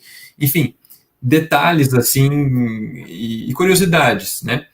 E a gente também, pela newsletter, fala sobre o processo de produção, em que pé que está, uma comunicação mesmo que a gente quer não só alimentar as pessoas que já compraram nossos quadrinhos na pré-venda, que já estão esperando o próximo título, mas também compartilhar um pouco das coisas que a gente lê nos quadrinhos nossos, da nossa paixão pelos quadrinhos, né? Tudo que a gente pesquisa a mais envolvendo, tudo que a gente faz a mais. Olha, a gente conseguiu essa arte extra que a gente vai transformar num marcador de livro, ou que a gente vai desenvolver, vai colocar num bookplate. Isso tudo a gente manda para os nossos assinantes em primeira mão. E a ideia é que no clube seja mais do que só um quadrinho, né? Tem essa experiência e tem também as coisas que a gente vai entregar junto, seja bookplate autografado, seja sobrecapa, dependendo do título, cada título tem uma coisa extra, né? E as pessoas que são do clube vão estar garantindo já essas coisas extras antes de todo mundo, né? Porque a ideia é que o clube entregue a cada 2 meses, né, para os seus assinantes, e depois o excedente da nossa tiragem que não vai para o clube, a gente vende em outros meios, né? Vende no nosso site, em pontos de distribuição, mas lá a gente já não pode garantir que a pessoa que deixar para comprar na loja vai ter, por exemplo, um bookplate autografado. Isso são coisas limitadas que não dá para cobrir a tiragem toda, né, do HQ. É interessante isso, porque eu pensando aqui, né? Hoje, assim, algumas editoras que têm dado bastante certo, por exemplo, a Pipoca e Nanquim é um case importante aí para o nosso mercado, Comic Zone segue um pouco o caminho, o que elas têm, no final das contas, foi uma geração de comunidade, né? Elas geraram uma comunidade e, no caso das duas, foi um canal do YouTube que proporcionou isso. Vocês também estão numa estratégia de gerar comunidade, só que vocês estão usando um outro caminho. Isso é bem importante, porque isso é importante, assim, claro, para a editora de vocês, para construir o caminho de vocês, mas que também sinaliza outras possibilidades do mercado, né? Isso é desbravador, né? Assim, vocês citaram aí, né, que tem coisas que são que já são feitas não com quadrinhos. Eu lembrei, por exemplo, da TAG, né? Aquelas experiências literárias, é um clube. Mas, assim, com quadrinhos, né? Tem suas especificidades. Bacana esse caminho aí, é desbravador, assim. E uma coisa que eu fiquei pensando enquanto você falava, Guido, é que vocês estão trazendo o know-how de vocês com o site, em termos de produção de conteúdo, para o trabalho da editora, né, cara? Na verdade, as coisas tem uma confluência aí das coisas. Bem legal isso. E tem um pouco de. Desculpa, Lucas, mas tem um pouco de.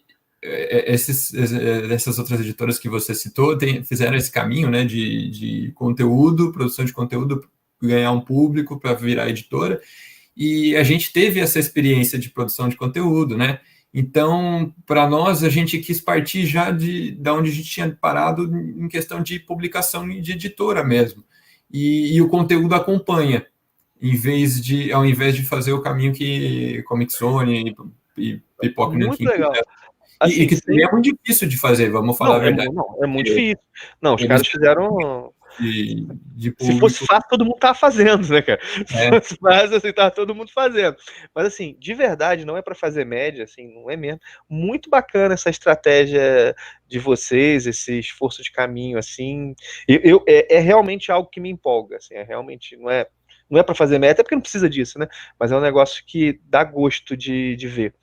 Só para, talvez a pessoa, para quem está assistindo, eu vou deixar o link para assinar o clube na descrição do vídeo, tá? Às vezes a galera tá... Vou deixar o link também do site que vocês mencionaram, que tem conteúdo lá para o pessoal ver. Mas vou deixar o link aqui. Já fiz minha assinatura, eu sou assinante. Não, mas eu demorei para fazer, não recebi minha primeira newsletter ainda não. Então eu vou colocar aqui na descrição uma pergunta, assim, não sei se vocês podem falar, se vocês têm o desejo, mas como é que foi essa resposta inicial de assinaturas? Foi boa? Foi dentro do esperado por vocês? Sei lá, como é que foi isso? Não sei se vocês podem falar, se vocês desejam falar disso, mas é a pergunta que eu tô curioso aqui para fazer. Primeiro, acho que só para dar uma aliviada para você, tá?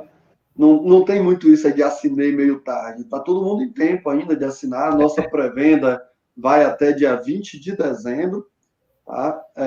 Então dá tempo para assinar. E quem ainda não recebeu a newsletter e quem assinar depois, tem como ter acesso ao material anterior. Então, a ideia é que todo mundo curta a viagem por completo. Legal. Né? Passar por todas as estações. O cara não sai da metáfora, né, cara? A metáfora do trem é o tempo inteiro, cara. O cara não sai da metáfora. Passei muito tempo pensando nisso. O Guido estava falando, eu estava aqui, como é que eu vou encaixar a viagem? Mas, lembrando para a galera aí que, por que eu devo assinar a Trem Fantasma, o Clube do Trem, por que eu devo fazer parte? A gente vai ter itens de exclusividade do clube que quando terminar, que a gente colocar para outros pontos de venda, não vão. Então, o Mujico ele vem com um bookplate e uma sobrecapa. Bookplate e sobrecapa só para o assinante do Clube do Trem. Quando a revista, se não esgotar, for para outro ponto de venda, ela já vai só a revista pura, né? Sem nenhum acessório dela. O Sangue e Gelo, o Pasquale Frizenes fez uma arte inédita para a gente, né, que a gente transformou num pôster, um mini pôsterzinho do tamanho da revista, e também não vai para outros pontos de venda. Então, estamos criando uma série de itens para, de fato, passar esse sentimento de exclusividade para os nossos assinantes. Legal. De que fazem parte de um clube. Então, só vão encontrar isso no clube. Então, acho que vale muito a pena. A gente está quebrando a cabeça aí para programar. O Guido mesmo é o homem aí por trás da newsletter, passa manhã, tarde e noite estudando para escrever isso. Você é leitor do Guido agora, então? Eu falei, no nosso grupo, eu disse para ele lá, o negócio tá tão bom que eu vou ser colecionador de newsletter agora. Estou guardando. Tá bom, o negócio tá rico. Então, é um sentimento de saber o que a gente está fazendo ali, de participar, né? Um contato mais íntimo com os nossos leitores, assim, mais próximo. Então, acredito que vale muito a pena a galera que quer viajar com a gente. Tá? Ele não sai da metáfora, ele não sai. Isso é legal, porque assim, porque a gente já falou aí um pouco da newsletter e tal, mas é que a gente, quando está trabalhando num quadrinho, a gente estuda o quadrinho a fundo e lê várias e várias vezes. Mogico mesmo eu já li mais de 3 vezes. E inteiro, né? Porque fora eu pegar para ler um trecho de novo. Por quê? Porque, assim, primeiro para produzir conteúdo para newsletter, segundo para produzir conteúdo para Instagram, para produzir o texto para o site, para produzir release, todas essas coisas. Então a gente estudou tanto o quadrinho e depois a gente, para preparar o conteúdo para o site, a gente vai tirando, vamos abordar isso aqui, vamos abordar aquilo ali, vamos abordar aquilo ali. E a gente lista tudo num documento, né? Todos os trechinhos que a gente vai usar para gerar conteúdo, newsletter, coisa assim, e aí vem a nossa tentativa de colocar com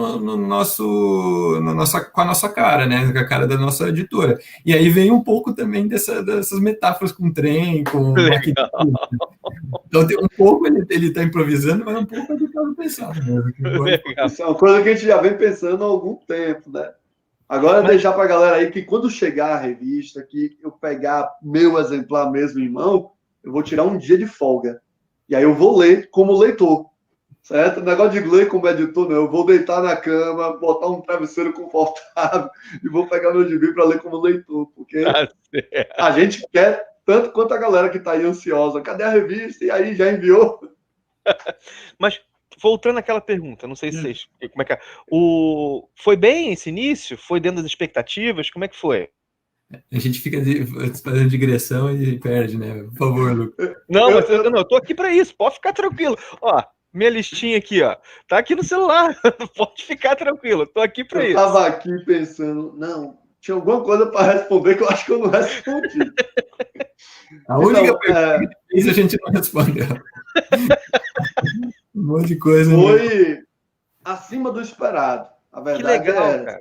Né, a gente fez tanto que a gente fez um bookplate com o Pedro Mauro, né, ele autografou uma leva de 350 bookplates e a gente achou que na pré-venda ia ser o suficiente. E aí, com 2 dias de pré-venda, a gente teve que mandar uma mensagem para ele, perguntar, e aí, topa assinar outra leva? E aí ele topou assinar uma outra leva. Então, inclusive, para a galera aí que vai fazer parte do clube, o pessoal que assinou logo de cara, que vai receber o primeiro bookplate autografado, vai receber a arte do segundo sem autógrafo. E a galera que vai receber a partir do segundo autografado, irá receber o bookplate com a arte do primeiro sem o autógrafo. Então, todo mundo vai ter acesso às 2 artes. Né? Então, é mais um brinde extra aí, que não estava no script. Né? Eu tentei pensar aqui uma palavra para fazer mais uma metáfora com viagem, mas eu não sei como é o caderno de embarque do maquinista. Não estava lá. Não estava no guia 4 rodas. Não, guia 4 rodas não, porque é trem, né? Mas, cara, olha só. Agora o cara aqui falando, o cara que está tentando pescar. Pelo menos mais 350 assinaturas nós tivemos. Vocês tiveram que fazer mais. Porque, cara, isso no nosso cenário, pô, cara, de verdade, assim, é uma vitória muito grande. Mas num ano louco como esse que a gente está vivendo agora, pô, cara, um cenário desse, assim, vocês estão de parabéns. Muito bacana mesmo, assim. Esse número, assim, que a gente não vai dar um número certo, claro, né, mas é importante para o pessoal aí, porque tem muita gente que fala, mas só tá vendendo os 2 juntos, eu queria comprar um, eu só queria comprar o outro, enfim. Quando acabar a pré-venda, nós vamos colocar no nosso site. Esses 2 primeiros volumes, a gente não tem certeza se vai para outro ponto de venda, porque a gente acha que não vai ter estoque suficiente para atender os outros pontos de venda. Então, eles vão estar à venda no site, certo? Agora, os demais, nós não imaginávamos, como eu disse, foi melhor do que a gente esperava. Então, a gente fez um contrato com uma tiragem diferente, né? Então, talvez a gente não consiga atender o mercado externo, vamos chamar assim, né? E os demais, aí a gente já está planejando para isso, para atender aos assinantes do clube e que, porventura, quando acabar a pré-venda, a gente coloca em outros pontos de venda. Porque uma das exclusividades do clube é a garantia de 60 dias para o nosso assinante antes de ir para outro ponto de venda. Então, a revista que nós vamos lançar agora em dezembro, ela está aí toda para os assinantes do clube, ela só entra no site para demais pessoas que queiram comprar de forma avulsa em fevereiro. Quando a gente lançar em fevereiro, a revista de fevereiro só vai entrar em abril. Então, sempre 60 dias de exclusividade para os nossos assinantes, para só depois ir para outro ponto de venda. E aí sim, no futuro, a gente tem alguns lançamentos em mente, aí, algumas obras em mente, para ser 100% exclusiva do clube. Então, no momento, são 60 dias de exclusividade, mas tem obras mais à frente que a gente vai querer isso aí. Uma coisa que eu ia... Vocês já sinalizaram isso aqui, mas acho só para tornar... Vocês pretendem também lançar obras não no clube, né? Isso. Obras que não são do clube. Vocês têm também obras extras aí também. Isso está no horizonte de vocês. Sim. Tem algumas obras que a gente está em mente nisso mesmo. E o principal coisa que é legal falar é que, assim, o clube tem essa proposta de assinatura, a pessoa que está assinando já sabe o que vai receber lá na frente, né? Até por isso que a gente já anunciou 7 títulos, né? Ao invés de anunciar 2 e deixar o resto de surpresa, a gente quer que os nossos assinantes já saibam que vão receber, e são todos títulos inéditos, né? Já são todos títulos inéditos. Porque a gente não quer correr o risco do nosso assinante receber um título que ele já tem, ou, né? Tem isso. Então, por exemplo, quadrinhos que o Lilo publicou, que o Marcelo publicou, de autoria deles, que já saíram, por exemplo, NDC1, NDC2, ou La Dancelina, que hoje o direito é de outra editora, mas enfim, o Cramulhão Desencarnado, são quadrinhos que já foram publicados, então por isso não se incluiriam na proposta do clube. Mas a gente gostaria de publicar novamente, e aí... Só uma coisa, fora do clube. Então vocês têm o desejo de lançar quadrinho brasileiro também? Sim. Sim. Na verdade... Porque é aquela coisa, né? Meu papel é escutar e tentar tirar. Então vocês têm esse desejo, assim, não só de licenciar material, mas de lançar material de autores. Claro, inicialmente do contexto da própria editora, mas isso está no horizonte de vocês também, quadrinho nacional, então. Para a galera que está nos ouvindo aí, o Cramulhão e o Desencarnado, que o Lilo lançou junto com o Gilmar, esgotou, e o ano que vem a gente vai republicar, fora do clube. Nós estamos decidindo ainda aí o formato em que vamos fazer isso, mas vamos publicar, sim, talvez seja aí o nosso primeiro quadrinho nacional, né? A não ser que alguma coisa mude aí nesse meio tempo, mas temos sim bastante interesse. Temos 2 roteiristas, né, profissionais aí no próprio clube, e temos interesse de outras obras, outros artistas nacionais aí. Já temos algumas conversas em andamento, então vai vir nacional. Legal, gente. Cara, eu tô me empolgando com essa editora de vocês, hein? Já tava empolgado e com isso fico até mais. Então, só para assim, então vocês já anunciaram 7 obras, mas muito provavelmente no decorrer do ano nós vamos ter surpresas. Sim, com certeza. Com certeza. Até porque a ideia é a gente manter pelo enquanto 1 ano, né? Mas a ideia é manter essa meta assim de divulgar os títulos que vêm do clube com a mesma frequência. Vamos tentar fazer isso. Então a pessoa que vai se programar para o ano que vem para continuar assinando, ela já vai saber o que ela vai receber durante aquele ano. E então saiu uma obra, significa que já abriu espaço para divulgar mais uma. Peraí, então em dezembro a gente tem anúncio de vocês? Não, fevereiro. Tá, fevereiro, tá. Eu pensei que dezembro já tivesse. Agora vamos lançar um Will Eisner. Vamos lançar a cara do Lucas. O Lucas ficou feliz, né, Lucas, de lançar um Will Eisner.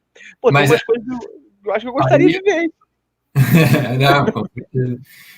Pode falar, Guido, perdão, te interrompi. Assim, a fevereiro a gente planeja fazer novos anúncios do clube. Nada impede de a gente fazer anúncios de fora do clube antes de fevereiro. Vamos deixar essa expectativa aí. E esses fora do clube, vocês pretendem vender onde? No site de vocês, em grandes livrarias? Como é que vai ser a estratégia com isso? Se você já tem essa estratégia, já sabem? Vamos tentar atingir o máximo de pontos de vendas disponíveis que tem. Então, vamos para as lojas virtuais, vamos para as lojas especializadas. Quem quiser transformar sua loja em uma estação para uma paradinha do trem, a gente vai. Tá certo. Bom, vamos fazer o seguinte. Só para complementar aqui, assim, a gente está falando bastante em também publicar fora do clube, mas, assim, quem é do clube não é comprador de um produto exclusivo, entendeu? É um assinante. Então, o assinante vai ter desconto também nas obras que a gente publica fora. É um parceiro nosso de verdade, né? Legal isso. Não é um produto, não. Vem muita coisa por aí nesse sentido, inclusive, né? Fidelidade, parcerias, enfim. A galera que fizer parte do clube, o benefício não é apenas o livro e as coisas que são vinculadas a ele, como bookplate e sobrecapa, não. A ideia é toda uma estrutura, é um vagão completo. Deixa eu fazer agora uma pergunta ainda nesse contexto de lançamento. O pessoal gosta disso, né? Essa já devem ter feito para vocês, mas eu estava até falando com o Lucas, né? Eu falei com vocês aqui, eu assisti, estava tão fora aqui que eu não assisti das lives, assim, eu vi aquela primeira lá com o Universo HQ, mas deixa eu perguntar uma coisa. O Ministério dos Quadrinhos tem bastante inscrito leitor da Bonelli, né? Até porque acho que é dos canais que mais falam de Bonelli é o Ministério. Vocês começam com 2 da Bonelli. Eu não estou dizendo que vocês... Sei que vocês têm, sei lá, se já tem contrato, não tem, sei que isso é sigilo, né? Mas no horizonte de vocês, de desejo, bom, pode vir mais Bonelli por aí? De desejo vem a editora inteira. Não, então vamos lá.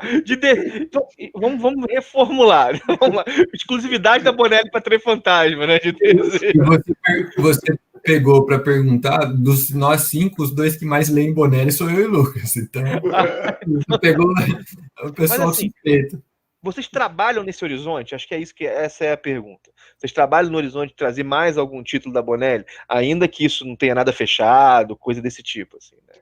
Trabalhamos, temos conversas em andamento, temos alguns títulos em mente. Então, tem mais Bonelli em breve, eu acho.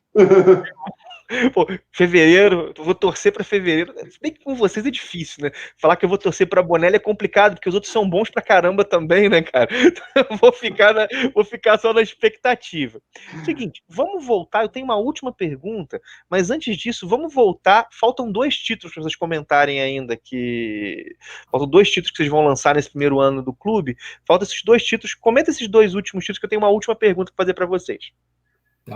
Antes disso, só para deixar para a galera que essa questão de vontade de publicar Bonelli ou de qualquer outro quadrinho, tudo depende também da recepção que o público vai ter, né? Porque às vezes, tem vontade? Tem conversa rolando? Tem. Aí vai lá e não saiu o esperado, ou não saiu de uma forma que sustente isso. Então, meio que vai se alimentando ali. Né? A gente apresenta... Isso é um ponto importante, né? Porque por mais que vocês sejam leitores, sonhem com isso, o negócio tem que ter sustentabilidade, né? Tem que ter... A resposta nossa aqui de leitores é o que permite ou não a continuidade. Mas se começou boa, vai continuar boa. Dentro da metáfora, foi assim, a gente colocou o carvão lá para o trem andar. A galera precisa ir alimentando o trem. Tá certo. Tá certo, mas vamos. Eu de verdade acho que assim que esse trabalho e os preços de vocês, assim, esse primeiro agora são, se eu tô lembrando bem, no total com frete dá R$100 os 2 quadrinhos, não é isso? Se eu tô 99 em alguma 99,70, se eu não me engano. E aí, e os próximos, bom, vocês, pelo que eu vi, é em torno de R$69, R$70, não é isso? Eu não lembro bem agora, assim, eu li lá o contrato, lá, a minha passagem, eu li a minha passagem, mas eu não lembro. Mas são preços que, bom, dadas as obras, o tratamento que as obras estão tendo, né? Uma editora pequena, cara, são preços assim que o nosso cenário louco aí de pandemia, de crise econômica, são preços que estão, assim, tão legais, assim, tão bacanas, né? E tem desconto, a gente paga com desconto, né? Quem tá comprando na assinatura, não tem isso? O preço depois, fora da assinatura, é outro, não é? Isso é legal que a gente não comentou, né? Nesse 1º de dezembro agora, são 40% de desconto. Caramba, né? descontaço, assim. É o desconto da Amazon, se a gente for pensar. É o desconto quando a gente compra eu, por exemplo, quero comprar um quadrinho com desconto na Amazon, eu miro 40%. Sim. E agora na Amazon, na Black Friday, eu fiquei esperando esse 40% aí. Não veio, não veio. Nem na Black Friday, nem no Prime Day. Pois é.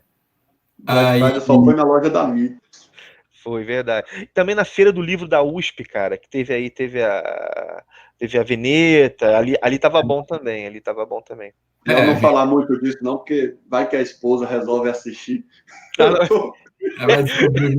Vamos voltar a falar da Trem Fantasma, então. Só ia dizer, esse de dezembro... Eu ia dizer, esse de dezembro já tem 40% de desconto, né?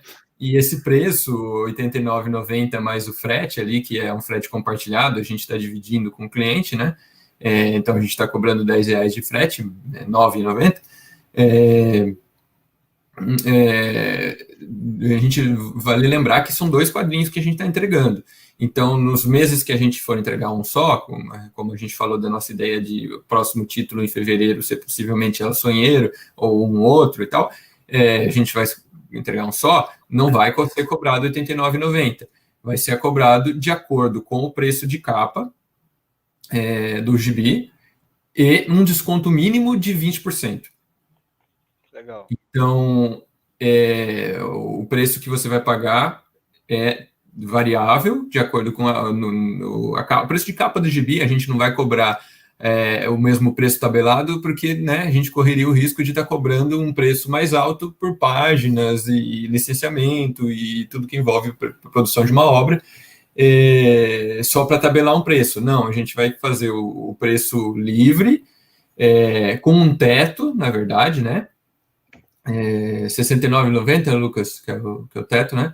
Cara, isso é importante, tá? Porque eu, por exemplo, antes de decidir assinar, eu fui atrás dessa informação. Porque eu falei, Sim. pô, cara, os caras vão lá, aí é R$150, debitou no meu cartão, eu não... É verdade, eu não estava preparado. Primeiro essa informação é importante. Esse primeiro ano, o máximo que será cobrado será R$ 69,90 mais o frete. Então, vai ter edições que vai ser um valor ainda menor que isso. O máximo que alguém, assinante do clube, pagará esse ano é R$ 69,90 mais o frete. Lembrando que o que Guido disse é no mínimo 20% de desconto. Então, isso já está garantido. Né? Se a revista for R$50, a pessoa vai pagar 40. Então, no mínimo, aí 20% de desconto, mais o frete para ficar tudo certinho. O máximo esse ano, primeiro ano, né, com essas 7 obras que a gente anunciou, R$ 69,90. Bacana, bacana. E esse dado é importante. Agora, vamos voltar. O meu papel é esse, né? Eu sou o guia turístico, né? O pessoal fica olhando pela... Peraí, gente, vamos lá, vamos voltar aqui, olha para esse lado. Vamos lá. Voltando. Faltam 2 lançamentos para vocês comentarem, né? Quais são os últimos 2 aí desse primeiro ano do trem? Me perguntaram na live um dia desse aí, né, se tinha uma dessas obras que fosse a preferida.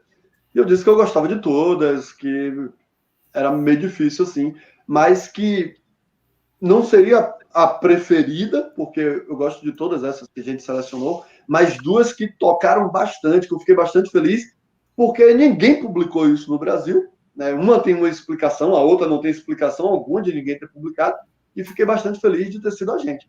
E, curiosamente, são as 2 últimas, né? Que é o Ninguém, do Carlos Trillo, com o Alberto Breccia, e o Fulu.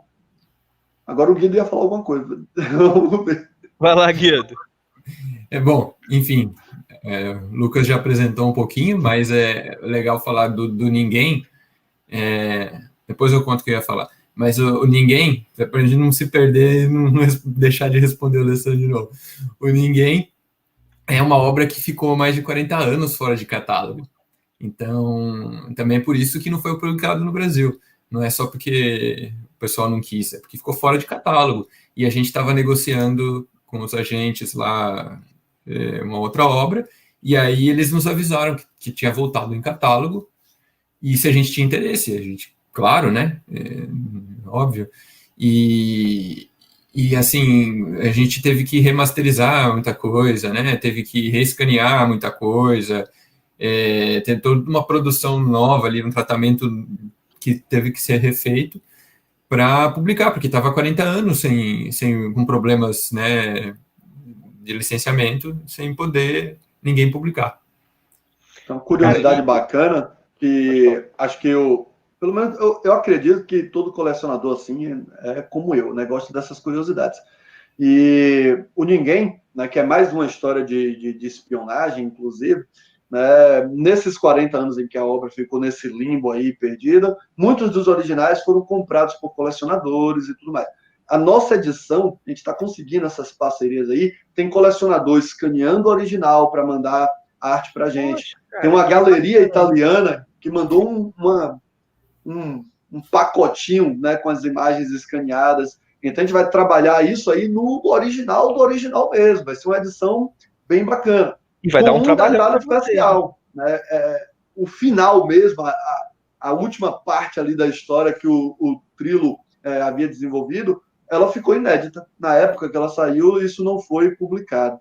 E agora eles compilaram isso tudo numa edição na Argentina e nós vamos ser o segundo país do mundo a estar publicando essa edição, que já vem com todo esse recheio aí, né? Esse plus. É o Trídio no roteiro e no desenho é o Breccia? É o Breccia Pai, é isso? Carlos Trilo e o Alberto Breccia.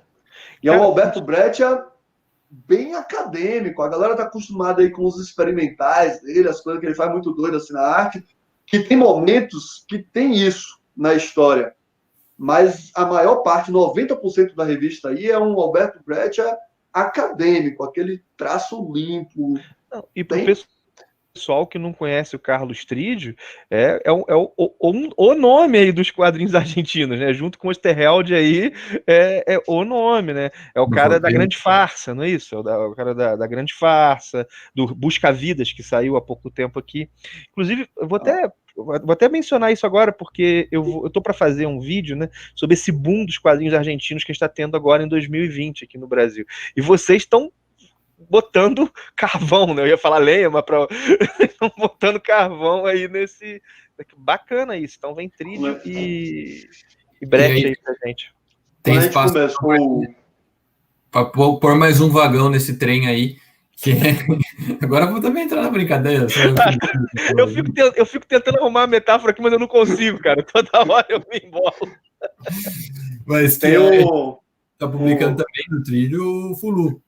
Antes do Guido falar do Fulu, né, tem desse passado aí da gente, lá no Quadra Quadro e tudo, o Marcelo fez uma viagem para Buenos Aires em 2010, mais ou menos, e aí eu mandei um e-mail para ele, né, de obras argentinas que ele devia procurar por lá e tudo mais. Eu mandei um e-mail gigante, olha, procura isso, vai nisso. E quando voltamos dessa ideia aí, eu corri no meu e-mail, falei, caramba, cadê aquele e-mail? Eu preciso achar aquele e-mail. Então agora eu estou dando umas esticadas assim, eu falei, isso aqui eu quero, isso aqui já saiu agora. Então, isso numa época que ninguém estava publicando quadrinho argentino aqui no Brasil. Se eu não me engano, Martins Fontes lançou uns 2 anos depois do Eternal. Mas naquela época ninguém estava publicando nada aqui. Não, era nada mesmo. O que a gente tinha de quadrinho argentino no Brasil era Mafalda, não estou desmerecendo a Mafalda é uma grande, mas o Eternauta era inédito no Brasil até 2012, 2013, alguma coisa nesse sentido, né? Mas o Fulu, que o Guido tá falando, ele envolve um pouquinho de história brasileira, não envolve? Eu tava dando uma olhada na sinopse aí, fala aí pra gente do Fulu, Guido. Esse é o que eu falei, que é inexplicável não ter sido publicado no Brasil. E aí, historiador, editor, e vou publicar Fulu, coração ficou... Vamos fazer assim, Lucas fala da parte histórica de Fulu, já que ele é historiador, ele senão ele vai ficar com ciúme depois, mas eu falo da outra parte que eu gostaria de comentar dessa obra. Então Cara, o Fulu é o Carlos Trilo com o Eduardo Risso. Então, como você falou aí, o Trilo é um dos grandes nomes do quadrinho argentino, não tem nenhuma explicação desse cara ter demorado tanto para ser descoberto no Brasil. É uma vasta obra, o cara escreveu milhões de páginas aí, um pouquinho de tudo, né? A galera brinca aí, Alan Moore, Neil Gaiman, vocês não conhecem Carlos Trilo, sabe? O que o cara produziu. E não é só quantidade, é qualidade também. E o Eduardo Risso, que é um dos medalhões aí dos comics nos Estados Unidos, né, um argentino que publicou lá fora, 100 balas, que o Guido é apaixonado. Né? E é uma história que se passa no Brasil, é uma história aí que tinha uma frase do Padre Anchieta que ele dizia que o Brasil, né, ele tinha se formado aí, né, com o povo brasileiro, o corpo estava no Brasil, mas a alma estava na África. E isso é uma coisa bem verdade aí sobre esse nosso povo, a miscigenação do povo brasileiro. E Fulu é a história de uma escravizada, né, que foi capturada lá por traficantes de escravos, trazida para o Brasil em cativo, né, e ela foge o tempo inteiro, essa história, ela tentando aí retornar ao seu lar na África a todo custo. Então é uma trama que gira em torno disso aí, né? É um dos trabalhos, acho que, mais emblemáticos dessa dupla. E, como eu falei, né, qual é o meu preferido? Eu não sei, eu gosto de todos. Mas editar isso, né, sendo historiador, sendo apaixonado pela história do Brasil, porque se eu virasse a câmera aqui, o que tem de livro ali de história do Brasil, e principalmente nesse período histórico, né, falando de escravidão, é um tema que toca muito. Então a galera pode esperar que vai ter muito extra, vai ter muito texto, vai ser uma coisa bacana que a gente vai fazer. Muito legal, assim, porque uma das histórias que fala sobre escravidão que eu mais gostei de ler até hoje nos quadrinhos é o Ada, do Ken Parker. Ken Parker. Travou, de novo. Acho que eu tô vendo. O Guido tá travado. Voltei. Voltou? Agora vocês voltaram. Porque tinha travado os dois. Então, é o ADA, assim, né? Muito A gente tem uma produção brasileira aqui que também versa sobre a questão da escravidão, né? O trabalho lá da Angola Janga, por exemplo, uma grande obra, mas é muito bacana, assim, né? A gente já vê um escritor consagrado, como Carlos Trídio, trabalhando, e eu imagino com uma sensibilidade, com uma pesquisa histórica grande, um tema desse, né, cara? É bacana mesmo, assim. Essa daí também talvez assim, junto com com os dois da Bonelli, esse é o que talvez mais está me empolgando nesse momento. Marguito, você falou que ia falar outra coisa do Fulu aí. Uma coisa que eu ia contar é que primeiro tem essa característica de ser uma história sobre o Brasil, né? E que a gente já tinha tido esse prazer de publicar quando a gente fez com o Tique lá no Quadro a Quadro, que também é uma história que se passa no Brasil, né? Então a gente gosta disso também. Mas o que eu queria contar, aquela hora lá, quando você pediu para falar das últimas duas obras, eu falei, eu quero falar um negócio, mas aí o Lucas me cortou a vez e começou a falar tudo. E eu ia pedir justamente para falar de Fulu, porque eu gosto muito da arte. Tem uma metáfora aqui, o Lucas botou o vagão na frente do trem. Essa aí você foi bem. Em minha defesa, ele é engenheiro eletricista, eu sou historiador. Eu tinha o direito de falar de Fulu. Ora! Mas eu também tinha o direito de falar de Fulu, porque quem tem o artbook do Risso sou eu. Então... Mas se a disputa for o Risso, ele tem tudo. Ele tem artbook, autógrafo, foto. Aí não adianta. Mas vai lá, Guido, eu te interrompi, cara. É a primeira vez que eu consegui usar a metáfora direito. Era justamente isso que eu tenho o artbook do Risso e a arte dele em Fulu é mais bonita do que o artbook dele. Que bacana, cara. Tão fantástico que tá o traço do cara no quadrinho. De detalhe, de composição de cena, sabe? É coisa assim que você vê o trabalho dele para DC, né? Para as grandes lá nos Estados Unidos, até por causa de prazo e coisa assim. Ele não tem tempo de trabalhar tão bem quanto ele trabalhou em Fulu. Eu não sei como eram os tempos dele em Fulu, mas era mais no início da carreira, né? Os prazos dele. Então a arte está espetacular do Risso em Fulu. É mais bonito do que o artbook. Então, para quem gosta da arte do cara, pode ir na fé que Fulu tá fantástico.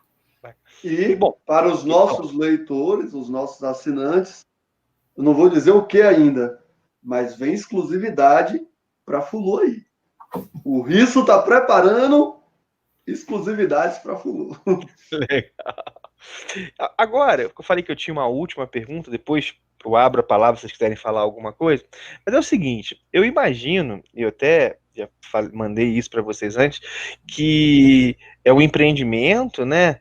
Deve ter insegurança no caminho, com certeza, assim, ainda mais no cenário do nosso país, trabalhar com cultura não é fácil, mas também a realização de um sonho, né? Com certeza, imagino que seja nesse contexto. Eu queria saber, de maneira bem pessoal mesmo, como é que está sendo viver esse momento?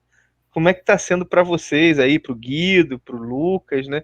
Como é que está sendo viver esse momento, esse início da Trem Fantasma? Como é que está sendo essa experiência, assim? Aí Então, vocês definem quem fala primeiro. não, agora eu vou ter que ir rápido, senão o Lucas passa a minha vez. Não, é bem isso, assim, essa cena aqui foi já uma representação do como que está sendo, porque trabalhar com amigos é uma delícia, né? Trabalhar uma das coisas que eu mais gosto na vida, que é quadrinhos, também. Por essas duas coisas já está sendo fantástico.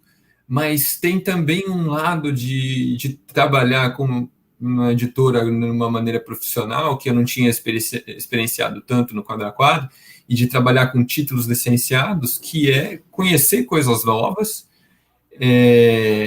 que até então eu não tive acesso justamente porque não chegou no Brasil, né?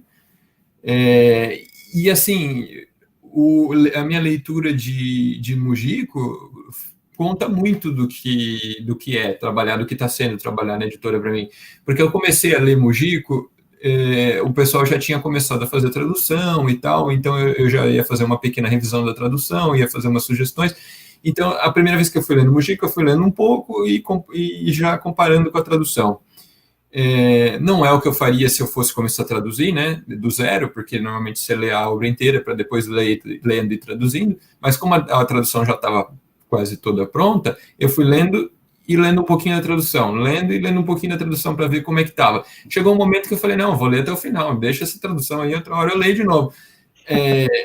Porque estava tão legal, e eu falei assim, puxa, esse é o quadrinho de James Bond que eu gostaria de ter lido no passado. Eu li já as coisas que saíram recentemente do Ellis, li as adaptações em tiras, que inclusive foram responsáveis pelo Sean Connery ser o ator dos filmes, né? Porque ele era parecido com o personagem das tiras e tal. Mas quando eu percebi que Mujico era o quadrinho de James Bond que eu queria ler e nunca tinha lido, eu deixei a tradução do lado e falei, pô, que gostoso ler isso pela primeira vez e publicar isso, né? E eu estou envolvido na publicação disso, que fantástico. Para mim, eu resumo assim, porque com uma descrição de uma experiência mesmo, Bacana. Mais do que palavras. Lucas. Pode falar, cara. A gente não vai te inibir, não, cara. O cara tá se sentindo reprimido ali, pô. Eu já tava me sentindo no último vagão daquele quadrinho francês lá, moço, o Expresso... Expresso da Manhã. O Expresso da Manhã. Eu tô naquele último vagão.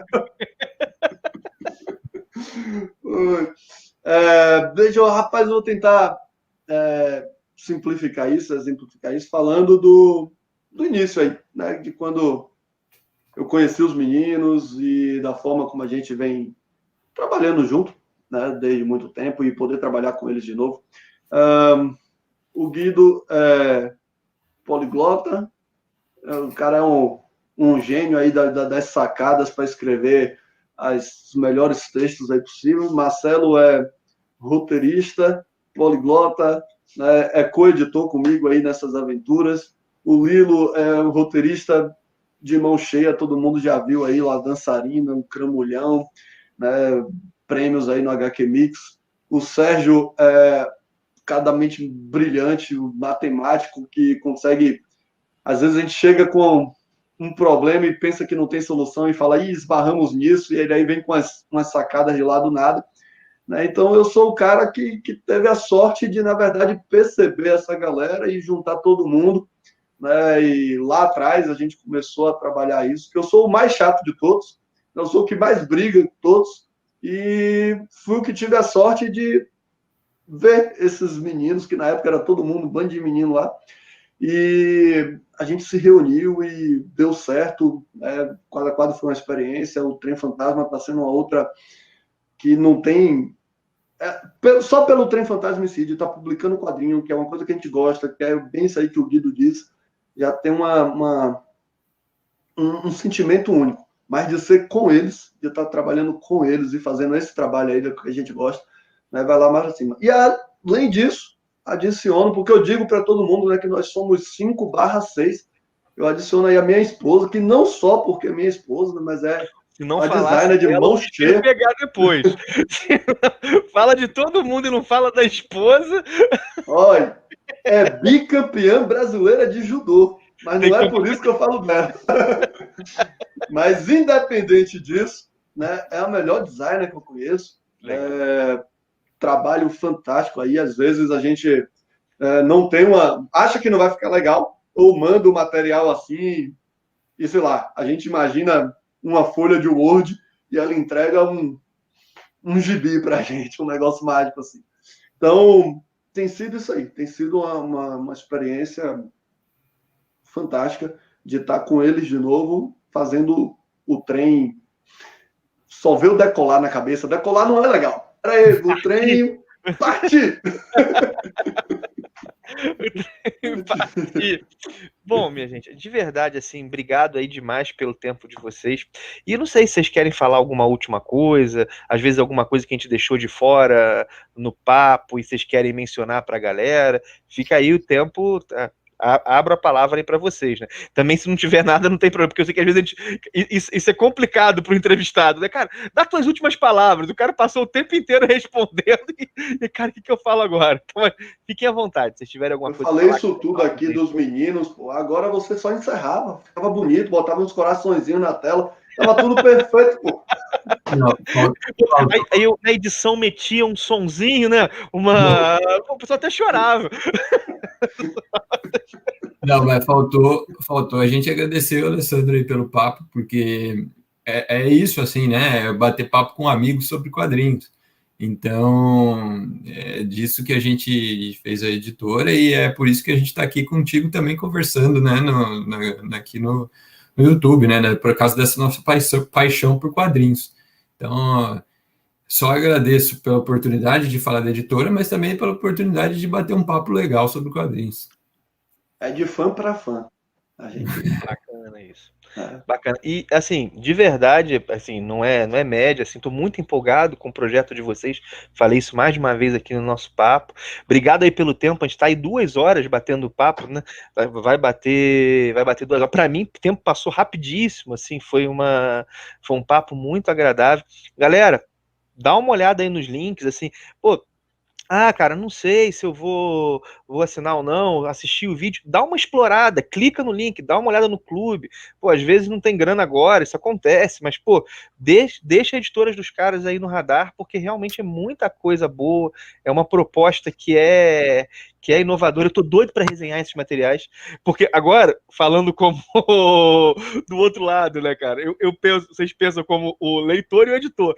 Eu falo, cara, que maneiro vai ser falar de um quadrinho igual Cromáticas. Falei, cara, como é que vai ser maneiro analisar as camadas, o que tem para dizer. Então, eu tô doido para ler, tô doido para desenhar, tô doido para ler, tô doido para resenhar. Bom, pode ter certeza, vai ser presença cativa aqui no Ministério. A porta está aberta também, sempre que quiser. Às vezes quer bater um papo sobre alguma coisa, quer falar de algum lançamento, o Lucas tem aí o contato, as portas estão abertas, o espaço aqui está garantido. De verdade, torço pra caramba, é muito bacana. Eu já gostava da coisa pelo projeto. Agora, depois desse papo com vocês, eu passei a gostar também por causa das pessoas, assim. Pô, dá para ver que vocês têm uma coisa bem positiva pro nosso cenário aí. Vai ser muito bacana, vai ser muito bacana. E 2020 a Trem Fantasma vai aparecer direto aqui no Ministério dos Quadrinhos, com certeza. Bom, então é isso, minha gente. Vou despedindo de vocês, despedindo da galera também. Vai estar tudo aqui, todas as informações. Pode falar, Lucas, perdão. Deixa eu falar alguma coisa. Primeiro é 2021. 2020. Obrigado, irmão. Obrigado. Mas isso significa que 2020 já pode falar da gente bastante. Eu estou brincando com todo mundo, mas é uma brincadeira séria. vai chegar o pacotinho. Galera, fotos no Instagram, redes sociais, hashtag o trem chegou. Vamos voltar lá que o trem chegou, certo? Só espalhar para todo mundo. A dica para o Alê, no dia que for fazer a resenha de cromática, são 5 histórias, você joga 5 filtros, certo? E a tela fica da cor da história. Olha que essa dica é boa, hein? Já viu que editor fica assim, o tempo inteiro pensando em editar. E o pessoal aí que tem dúvida ainda, quer saber se segue ou não, viu lá no nosso site, leu tudo direitinho, mas quer tirar dúvida, contato@editoratremfantasma.com.br, manda e-mail pra gente, ou Instagram, @editoratremfantasma, que é o mesmo do Facebook, @editoratremfantasma, e o Twitter, que é ed Trem Fantasma. Então, nossos contatos aí, manda e-mail pra gente, manda mensagem, e a gente está respondendo todo mundo, bate um papo. A ideia é isso aqui mesmo, de fã para fã, a gente vai estar falando. Somos editores, mas somos leitores que nem vocês. E vai estar tudo. E quem veio das nossas redes para cá pro Ministério também curte, compartilha e se inscreve aqui no Ministério, né? Ah, é verdade. Curte. Dê um joinha nesse vídeo, vou bancar meu momento youtuber, que eu nunca fiz isso na vida. Dê um joinha nesse vídeo, espalhem, falem do Ministério, falem do Trem Fantasma, que a gente não está indo embora, só estamos partindo para a próxima estação. Não, com isso a gente encerra. Por favor.